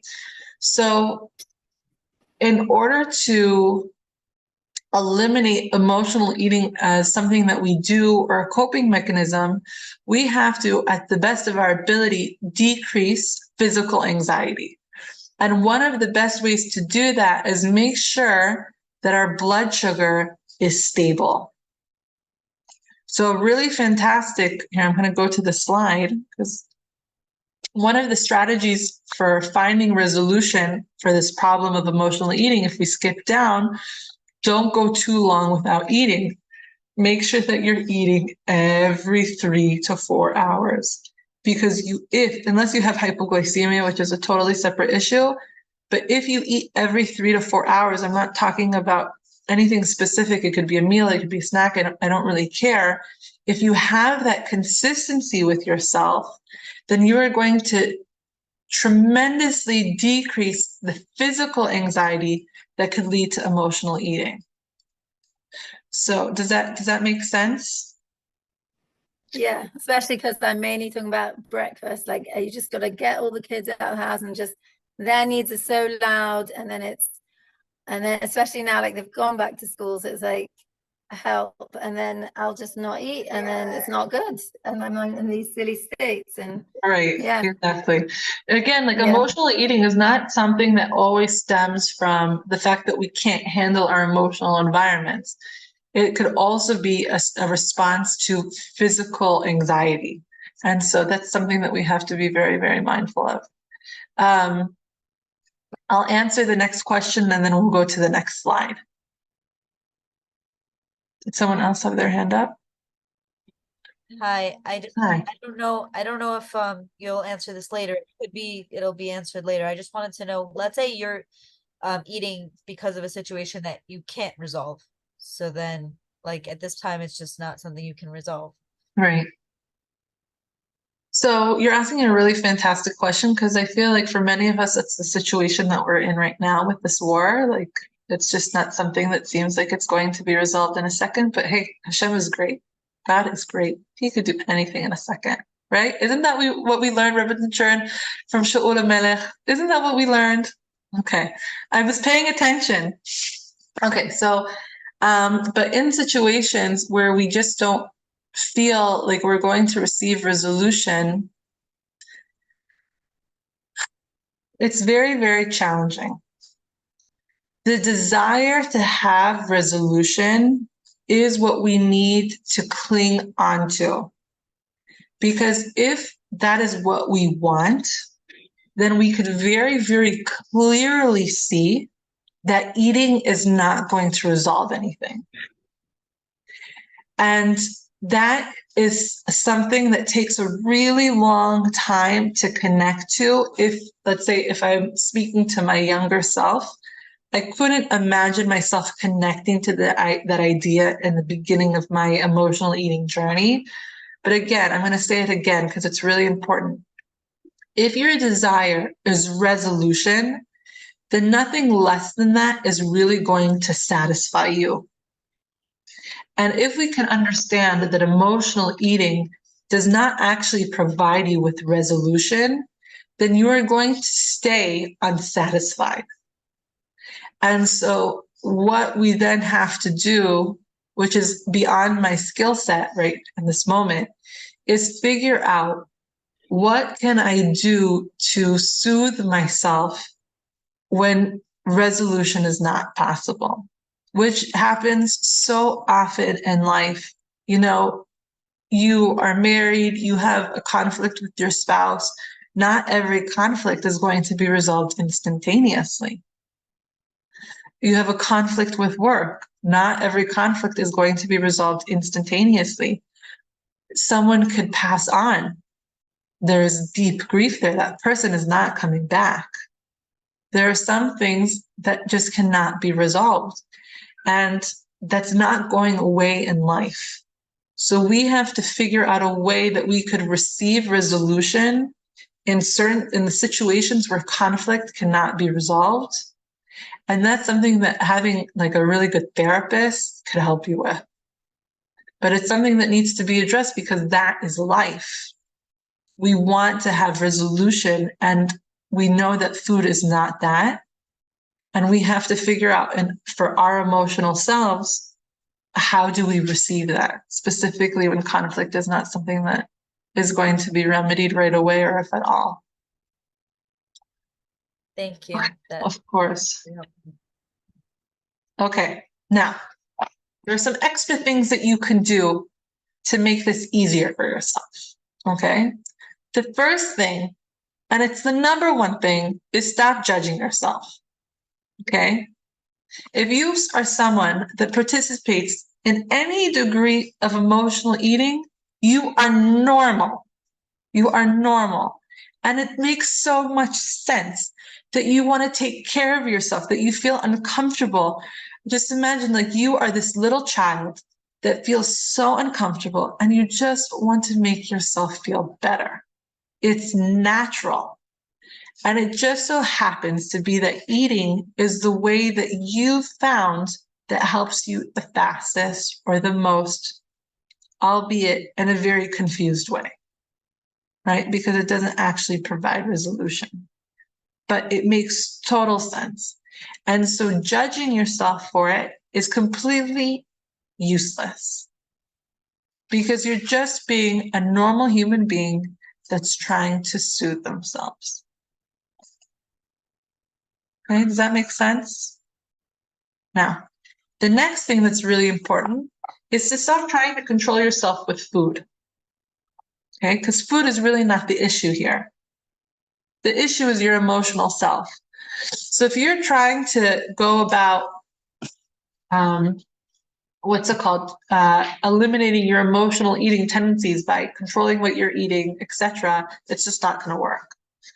And I'm going to skip to number 4 for a second because this includes what we just talked about. Do not compensate for your binges. Okay. If you emotionally ate, don't say to yourself, I just emotionally ate, I'm going to skip dinner. Okay. Because what happens then is it creates that physical anxiety. It creates that imbalance in your blood sugar. Right? Now you have this really big high, then you're going to have this really big low. It's going to create a physical type of anxiety that's then going to make you want to emotionally eat again to resolve that internal anxiety. The best thing that you could do if you have an emotional eating episode, pretend like it didn't even happen. You could have like an awareness session with yourself, sitting with yourself, being like, what was going on with me when that happened? But as far as like any emotional attachment to the situation, gone. It did not happen. Okay. Some of us, specifically now in this time where things were just so cuckoo for so long, found themselves emotionally eating because of physical anxiety, because they were just really unorganized with their food, right? They weren't able to eat every 3 to 4 hours because they were taking care of their families, because they were all home and not in school, and they were running into bomb shelters, and it was stupid, right? And so they were very unorganized with their food because they had no choice, because that was the situation. And so they weren't able to keep up with eating at regular intervals of time. And also, when you are taking care of everyone else, sometimes you just don't want to think about yourself. And again, that situation is going to create physical anxiety. So one of the strategies to fixing this emotional eating issue is just being organized with your food. Plan your food in advance. Have some food ready in your fridge so that if you're in the situation where you have to immediately eat something and fit this eating every 3 to 4 hours, you have something that you could grab and go. Okay. My suggestion for mothers in general, and really any human being, is to have 3 freezer ready meals in the freezer. Okay. And 2 meals always ready in the fridge. So making sure that you have food in advance, something that you could just grab and nourish yourself. Okay.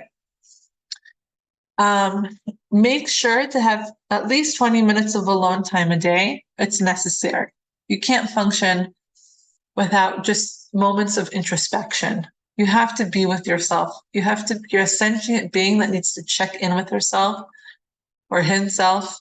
You have to be able to know what's going on inside of you. If you don't take at least 20 minutes to connect with yourself, there's no way that you're going to be able to emotionally regulate yourself. There's just no way. And 20 minutes, it shouldn't even be the minimum. But in crazy situations when we can't leave our house, if you could arrange with your partner, if you have a partner, if you don't have a partner, then when all the kids go to bed, you have to arrange 20 minutes when you're not doing anything and you're just sitting with yourself, which is what we just call hitbodedut. The 7th thing that you need to do for yourself, and it's a necessity, is have a partner in self-development. Okay.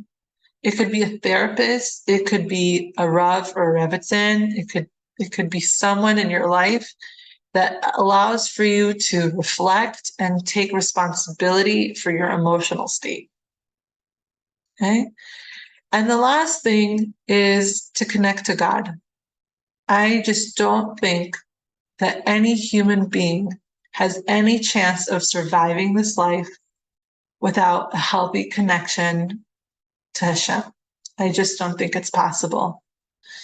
And so I'm a very, very big advocate for people taking time to nourish their spiritual selves in whichever way they feel like they can where they are. Whether that's praying, whether that's just putting their right shoe on before their left shoe, doesn't matter what it is, as long as you're investing in it. I just don't think that anyone could have an emotionally healthy life if they do not put attention to this part of their life. So I don't feel like this was everything that a person needs to know to end emotional eating, but I think it's the beginning. And I think that, like I said earlier, emotional eating is an awareness issue. It's something that's going to require time to resolve, and patience and compassion. And it's something that if you implement the things that we discussed, might not affect you the first 10 to 20 times you implement them, right? Because we're in our stress response. And when we are stressed, we turn off our brain. But when you increase your awareness over time, you are going to start having choice. And slowly but surely, when you choose something different, you will be able to experience the relief that comes with that. And then your sense of choice will increase and increase and increase until emotionally eating doesn't even feel like it's a choice that you want to participate in. But that's something that takes time. So just to remember the three different things, the three different avenues. We could either find a more effective way to enter our peace response, okay? Or we could embrace our stress response. We could decide to feel our feelings, or we could decide to connect to our wants in order to have the option for resolution. There are so many other things that a person needs. Oh, my baby. My daughter came. There are so many other things that a person needs to do in order to emotionally regulate themselves. If someone has codependency issues and they need to work on their codependency, it's something that you're going to have to understand on your own, but it's something that you're going to be able to do if you have self-awareness. I open the floor for questions. Does anyone have any questions? Hey, Neely, can I ask something? Please. Nami, do you want to come? Come. I'm here for you. Yes. Please show us your daughter's face. Oh, she's sleeping on the couch. She's buried in the couch. Neely, first of all, this is so beautiful. I love your combination of knowledge, emotional knowledge, and nutrition. I don't That's know, really sweet. knowledge Thank and you. everything. I always appreciate that about you. And I wanted to ask, and this is like, it almost sounds like shallow in compared to everything you were saying, but like food is just yummy. Like, does it have to be like an issue? Just like, I don't know, I eat my plate and the schnitzel was just so good. I want more. I'm not hungry, but it tastes so good. Well, remember, we said that there are three reasons why a person eats, right? There's eating for nourishment, there's eating for celebration, and then there's eating out of fear and anxiety. Eating out of celebration is a necessity. It's a necessity. It's not just like something that, oh, we like food and it's yummy and I'm a foodie, so I'm going to give myself permission. We don't give ourselves permission to celebrate for food. It's necessity. And it needs to be 20% of the way that we eat. Now, there could also be really, really yummy, nutritious food. Like I really like kale. I don't know, when I eat kale, like I'm feeling like I'm celebrating. But I'm saying, like, you have to let yourself have what's necessary, because if you don't, then you will eat out of fear and anxiety. And so there's nothing wrong with eating out of celebration. It's something that people do not do enough of. And because of that, there's eating out of fear and anxiety. So it's great that you love your schnitzel. But I'm kind of asking that out of like, that I always end up overeating, meaning irrelevant to what the reason is why I started my meal, but it ends up with just me continuing. Okay, so overeating is not necessarily eating out of fear and anxiety per se. It could be that, like we were talking before, it could be that you're not getting an essential need. right? It could be that you are sleep deprived. It could be that you're dehydrated. Okay. It could be that there is something emotional going on. And it could be that you're also undernourished, which is why you're compensating with too much food. Okay. So that's something that, like, for example, if we go back to these questions, this, in addition to this food, what do I want right now? What kind of hunger am I experiencing? And what is my energy level right now? That's going to allow for you to have that awareness to say, like, am I eating out of fear and anxiety? Like, okay, so I'm celebrating my food, but I'm also eating like way more than it's what my body needs right now. Is that excess fear and anxiety? You're not, it sounds like you're missing the awareness to know what it's, that's the case, if that's what it's coming from. And also the added fact, when we're not getting our essential needs, it's much, much harder to regulate. Mm-hmm.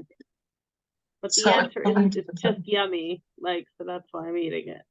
No, because, like, for example, like, I think infants are a really great way of seeing this. Like, my infants love cookies, and I give them cookies because it's important to give food, like, children all sorts of food. So I give them these cookies, and, like, once they're full, they don't want any more cookies. Like, they have their limit as to how many cookies they're going to eat. If they were eating just because it's yummy, they would just, like, finish the whole bag. But that's not what they're doing, right? Because they are maintaining this very delicate balance of enjoying, and then also, like, atkan, just like, this was enough for me. Right. I hear. That's a good way of understanding that. Yeah. I hear. Okay, we'll dig deeper, not in the Also, pot, one more thing myself. that's really important to say about that is, if someone gives themselves permission, even though I said you don't need it, but if someone allocates eating out of celebration in their daily routine, then it's not like I'm eating the schnitzel, as the example, and I don't know when I'm going to eat schnitzel again. Like, when is the schnitzel going to appear in my life? So I'm eating all of it now because I never let myself eat it. Right? This is also something that happens to people. If this is something that you regularly, 20%, which is the allocated healthy amount, let yourself celebrate, then you're not going to be like, I have to have this now or else I'm never going to have it, which I don't think you're doing, but I'm just in case. Right. Well, it could be I'm also not so organized with my meals. So often I don't have like something so yummy. And then when there is something yummy, I'm like, exactly. It needs to be planned. So that's something that I'm going to add right now. When I normally suggest for people to celebrate their meals, I normally suggest that people plan when and what it's going to be. Because when someone can anticipate the fun foods that they're going to be eating, then that in of itself almost relieves a lot of the pressure around food throughout the week. Then they don't eat and compensate how they're eating throughout the week because they know that they have something fun to look forward to. Yeah. Okay. Thank you, Neely. My pleasure. Okay. Any other questions? You could unmute yourself, Dan. Please. Hi, I have a question. Mm-hmm. First of all, this was great. I really found everything you said so helpful. I wanted to know, firstly, like, from a practical sense, like, if we don't have Facebook, is there another way that we can listen to this recording again? Because it was just You could so just much email fun. me and I'll send it to you. Okay, fine. Thank you. And then also, I just wanted to hear a little bit more about, like, how you practice and what you do. I don't know if you have a few minutes to talk about that. You're so sweet. So how I practice, you know what? I'll save that for the last thing. When I end, I'll save that for that because I Okay, want so to then I answer also this have question. another, like, more like another question about the content you were saying, like, just piggybacking on the person that just asked her question about, like, food is so yummy. Like, I was also thinking about that, like, while you were talking, and I'm wondering if you have any tips for just, like, food, like, dealing with environmental triggers. Like, if there's a really good piece of cake, like cake, I'm saying, like, when I eat healthy food, then I feel like I don't really overeat as much as when I eat Right. foods that are more addicting, so to speak. So I'm wondering if you could talk to that a little bit. So great. It's really good question. And it really does go off of the question that I just answered. When, again, you give yourself permission to eat for celebration, which means that you're going to eat whatever it is that you want in order to connect to the present moment. Okay. And you know when and what it's going to be, you're not really tempted to eat the cake that maybe is at the like class that you're attending or the person's house that you went to, because you have something else to look forward to. So again, you approach the food, you assess your own internal state. Is this going to give me relief? Is it not really going to give me relief? Am I eating this out of nourishment? Am I eating this out of celebration? Or am I eating this in order to disconnect from my reality? If you're not planning on eating it to disconnect from your reality, that's already fantastic. But then you could also say, is this going to give me, in regards to the celebration, the same amount of joy that what I have planned and I'm anticipating to eat? Does that make sense? Yeah, I guess it goes back to just being mindful about it. Because, like, if you just eat it because it's there rather than planning it and thinking about it. Right. Well, that's also why, again, we ask these 3 questions. In addition to this food, what do I want right now? So let's say, because I'm very pro giving yourself permission to eating anything. So if you get, let's say, give yourself permission to eat this cake, and then at the same time you ask yourself, what do you want? And then there's something inside of you that says, really not this cake, right? Like, yeah, I understand it's yummy, but it's really actually not going to give me anything, because I'm more interested in what I want rather than what I don't want. Then again, that awareness is going to help you have that that ratio of 80% nourishment, 20% celebration, and hopefully 0% eating out of fear and anxiety. But again, we said it's an awareness thing and it takes time, and asking yourself these questions really help. Thank you. Of course. Okay, next question. Reverend Sharon, do you have a question, or is the hand just still there? No, I actually had a question. Yes. You said something at the very beginning. I mean, this is kind of, if you don't want to answer this, you could. No, I'm very happy. No, but it might not be relevant. When you said something about you're supposed to have dreams, and if you don't have dreams, you have a vitamin B6 deficiency. So that's kind of a specific question. So maybe you want to answer that. Okay, so, but what was the question? I said that, but what was the question? My question is, why are you supposed to have dreams, and why does that indicate vitamin deficiency? I never remember my dreams. Okay. Like 3 or 4 times in my life, I know it. Okay. So if you're in Israel, So that's just strange. If you're in Israel, there's a really fantastic company called EcoSup, which I think, Reverend Sharon, you're aware of now. EcoSup, or we will become aware of it. And they make a product called B Complex. This is something that you should pick up at the health food store, or any super farm will carry it. And it's a very good quality B complex. But essentially what happens is we use B6 in order to process our dreams. Okay. And if we do not have enough B6, then we will not be cognizant of what our dreams were. We will still dream, but we will have no recollection of them. And the recollection is what is important, because B6 is what allows for us, again, to process the dream. So why was that an important thing that I said? Because if we're deficient in vitamin B6, which is the tell for that is dreaming, if we are deficient of that, then we are going to have a nutrient deficiency, which is going to increase that physiological anxiety that can trigger emotional eating, right? One of the reasons why people eat excessively or inappropriately or for anxiety is because they are simply undernourished. And if you're most likely deficient in vitamin B6, which you could tell from your dreaming, you're most likely deficient in other B vitamins as well.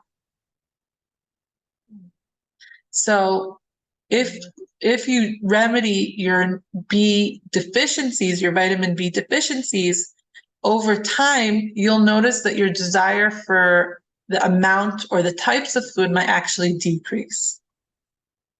I see very often that Thank you so much, Neely. This was really Yay! Fascinating. Yeah, Baruch Hashem. great content. Very, very interesting. Yeah. Baruch Hashem. Thank you. Thank you. My pleasure. Were you about Okay. to say something? I cut you off. Oh, did I? It's just that I just see many, many times when people have nutrient deficiencies and it just increases cravings, like iron deficiency, B vitamin deficiency, magnesium deficiency, manganese, chromium, all these different deficiencies can really increase our cravings. And that's why I started off by saying, you know, if we have proper nourishment, our desire to eat out of fear and anxiety is going to drastically decrease. Okay, so besides just thinking about what it is that we're eating, just eating every 3 to 4 hours is just one way to properly nourish ourselves. All right. Thank you. My pleasure. Okay, anyone else have a question, Denise? Hi. Hello. Okay. So I'm stuck on, it's a multi-part question, I think, but it's all Please. connected. Like being unaware of your lack, like not even knowing that there's, you know, what's really going on and what's really wrong.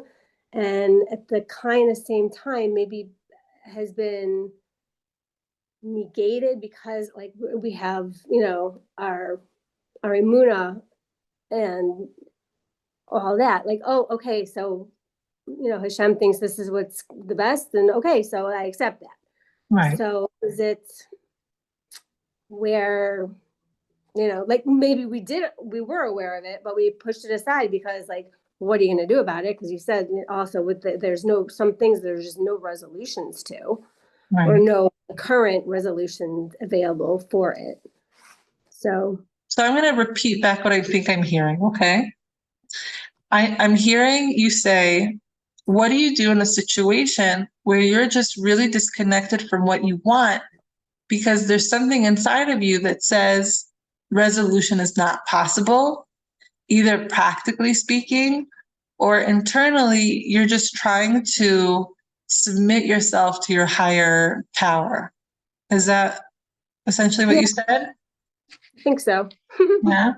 So what I would say is that it doesn't matter. Like I know, like, okay, so maybe if you asked a Rav or a rabbi this question, they might have a different answer. Okay, so I'm not that. But I think that a person must be aware of what it is that they want, regardless of whether or not there is resolution, and regardless of what their higher power thinks is best.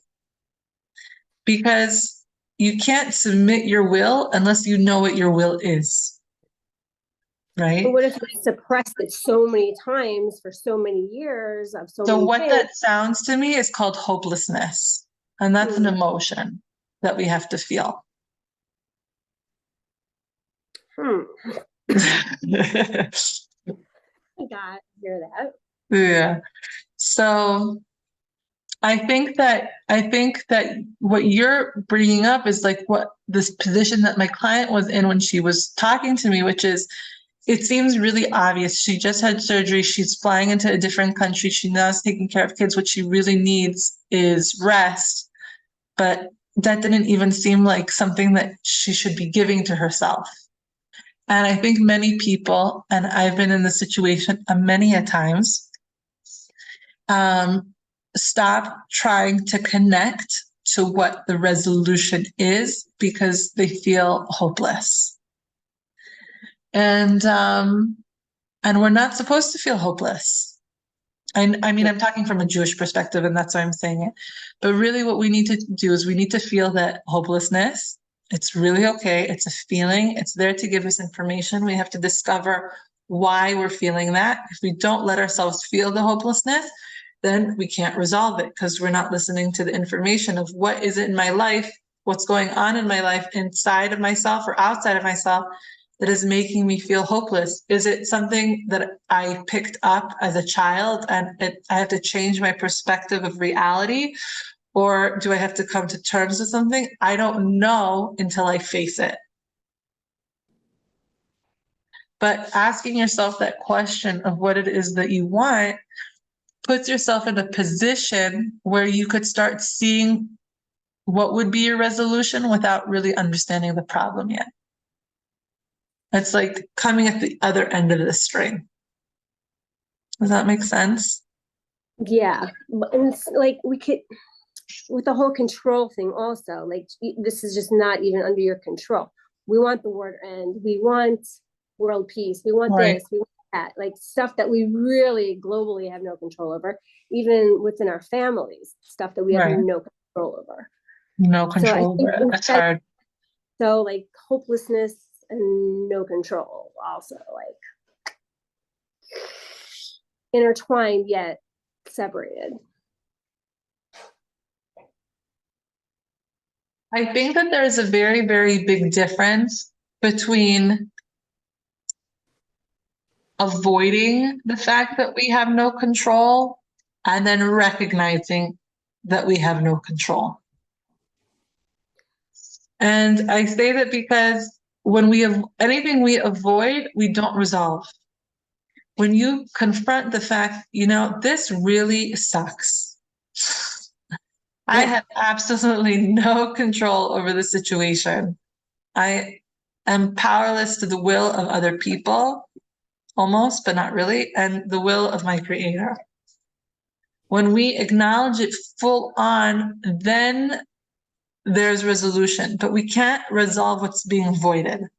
And when we're hopeless, I feel like we're putting ourselves in a position where we're avoiding. We're avoiding what's bothering us, and we're avoiding what it is that we want. That's why it brought me to like, oh, it's not really hopeless, but it's zero control. Right. It's really hard. Oh, good. It's really hard. Great. Great. There's nothing I could say to it except for, because I'm not a spiritual leader.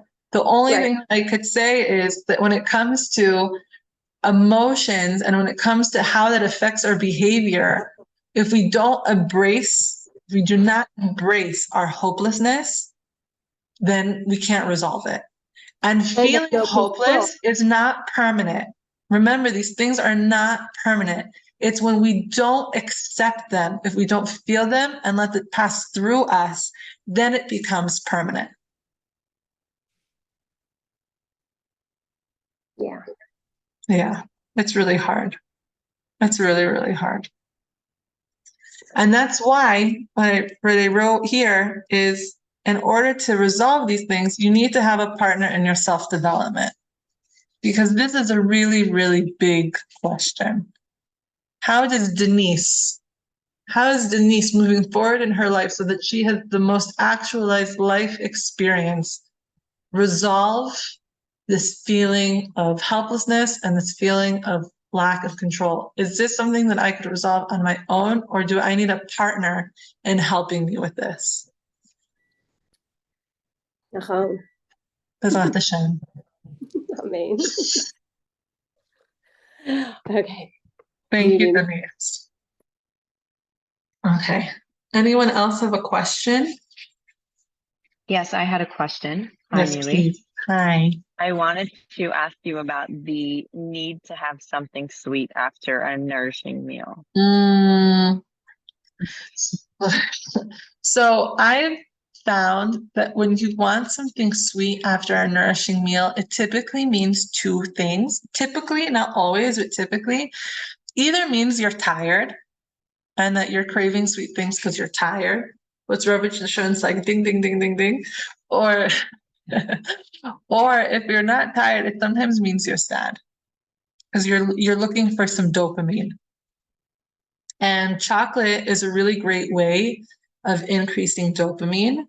So if you find that you're perpetually looking for something sweet, maybe getting some like raw chocolate powder, raw cacao, in English spelled CACOA, getting it raw, actually biologically increases your dopamine, and that over time will decrease your sweet need after meals.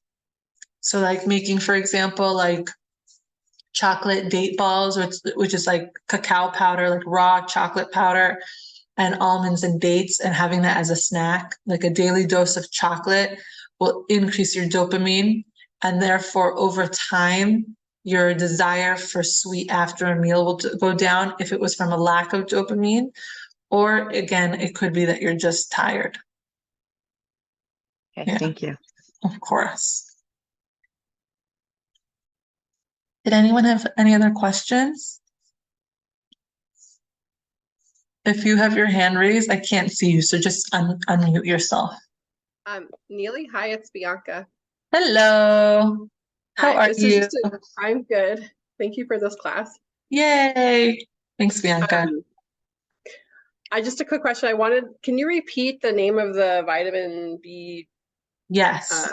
that's here in Israel? Is that Super Farm? You could find it in Super Farm. You could find it in any health food store. It's called EcoSup, spelled ECOSUPP. Okay. And it's called B Complete. It's a B complex, and it doesn't taste great. And I suggest taking a half a teaspoon twice a day. You could mix it in a little bit of water and drink it down. It will make your urine bright yellow, just so you know. And do not take it after 4 o'clock, because B vitamins can give energy. So if you take it past 4, it might give you too much energy and disrupt your sleep. Okay.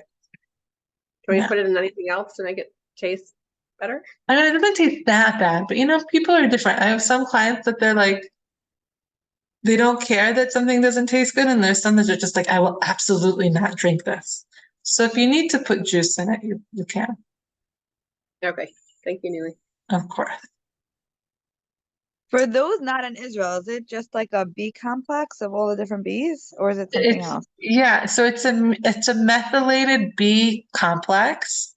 Okay. And the reason why I really like it is because it's liquid and it's more absorbable. In America, there's one company I think it's Pure Encapsulations, makes a Yeah. liquid one.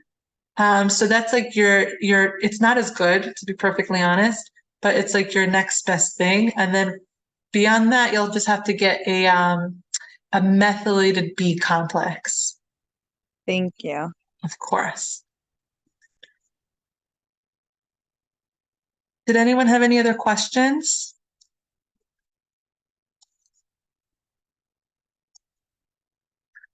One more thing that I wanted to remind you guys, again, when it comes to emotions, if you're someone who feels like they might have trapped emotions, which we probably all do, or has a hard time processing emotions, I really recommend this book called The Emotion Code. It's just a tangible tool. There are a lot of different books that you could read, but this might be a really good one for anyone who's interested. Okay, so. I have a question, Lily. Yes, Uri, how are you? I'm okay. How are you? I'm good. Baruch Hashem. Thank you for that. That was great. Yay. Yeah, something I experience is just like sometimes I try and feel more, but then like when I'm doing that, it just feels stuck, and I often get torn between like wondering whether what I'm feeling is the stuckness, and that like feeling the stuckness isn't going to help it move. If that makes sense. Like it's like, yeah, I don't know. Like It's you just like frozen? Well, it's just difficulty between like knowing when to like feel and when to like try and change the way I feel. So let me see if I understand it. You're saying when am I supposed to stay with what I'm feeling? When am I supposed to try to change it? Yeah. Is that the question? Yeah. I think it's a really good question.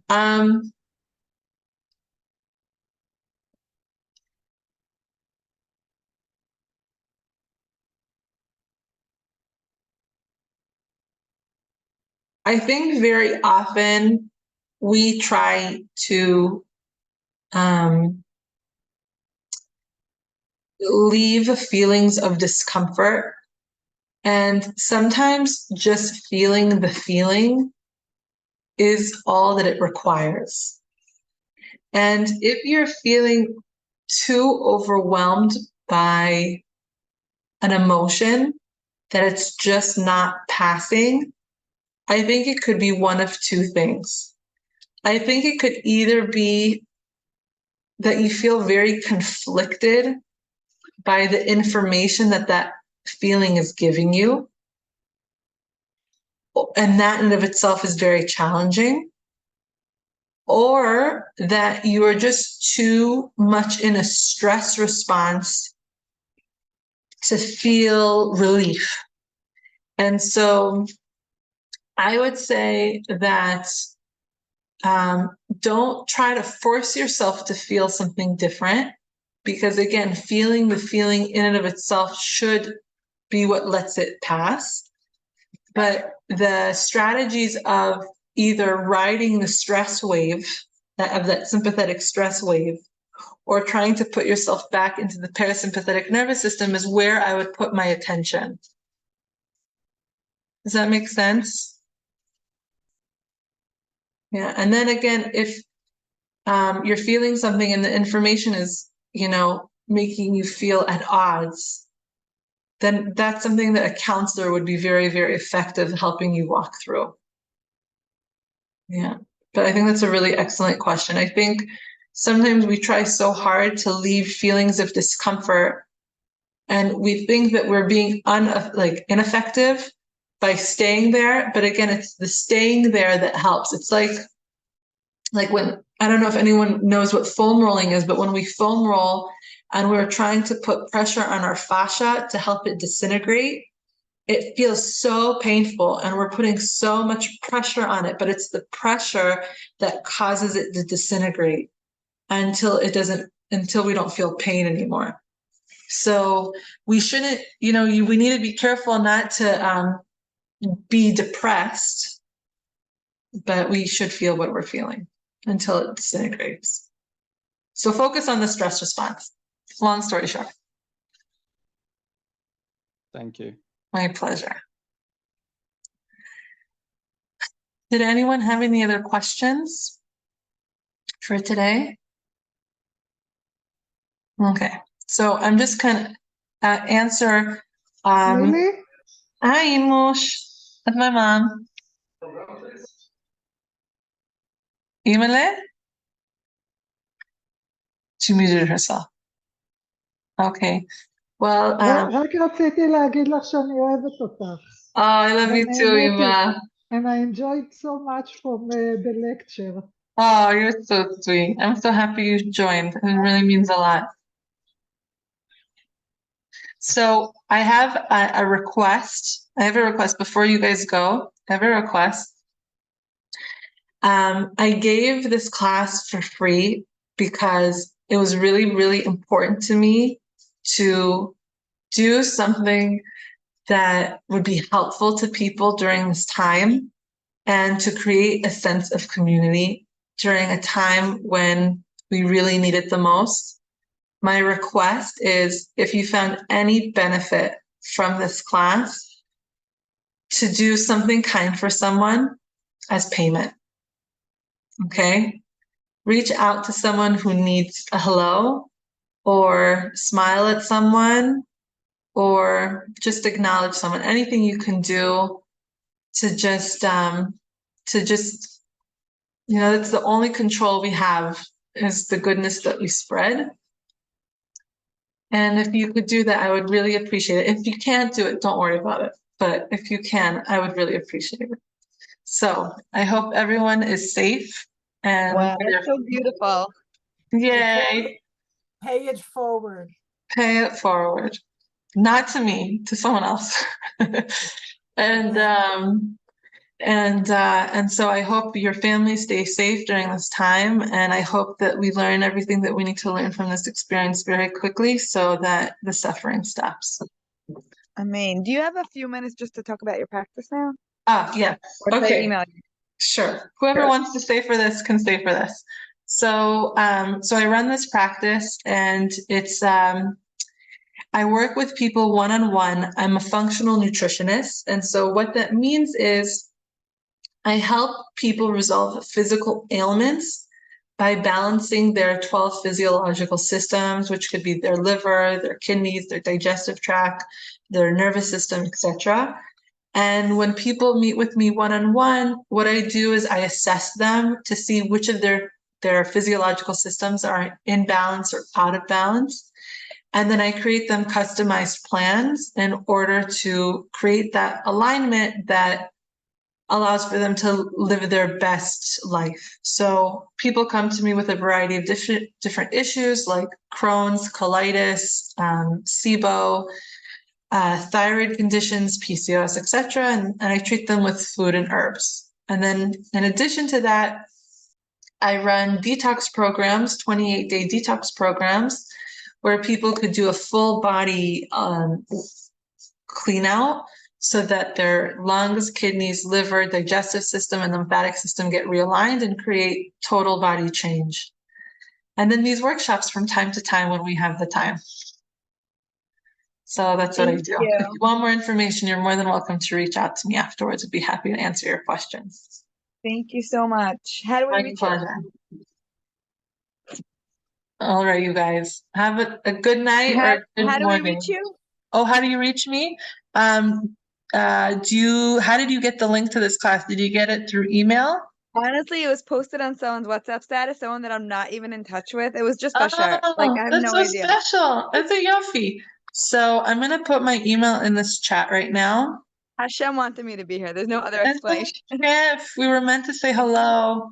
Exactly. 1 second. I'm putting my email. It's Jerusalem by Robertson Churn, Jerusalem Nutritionist at gmail.com. So you're more than welcome to reach out there. Okay, I hope I spelled it right. And then my Israeli phone number, you could WhatsApp me, is this number. And then the recording for this class is going to be on the Nourish Daily Facebook group. And if you want it sent to you via email, then you could email me and I'll send it to you. Thank you so much. My pleasure. All right, you guys. Be well. B'ezrat Hashem. Bye-bye. Bye, Yvette. Bye-bye.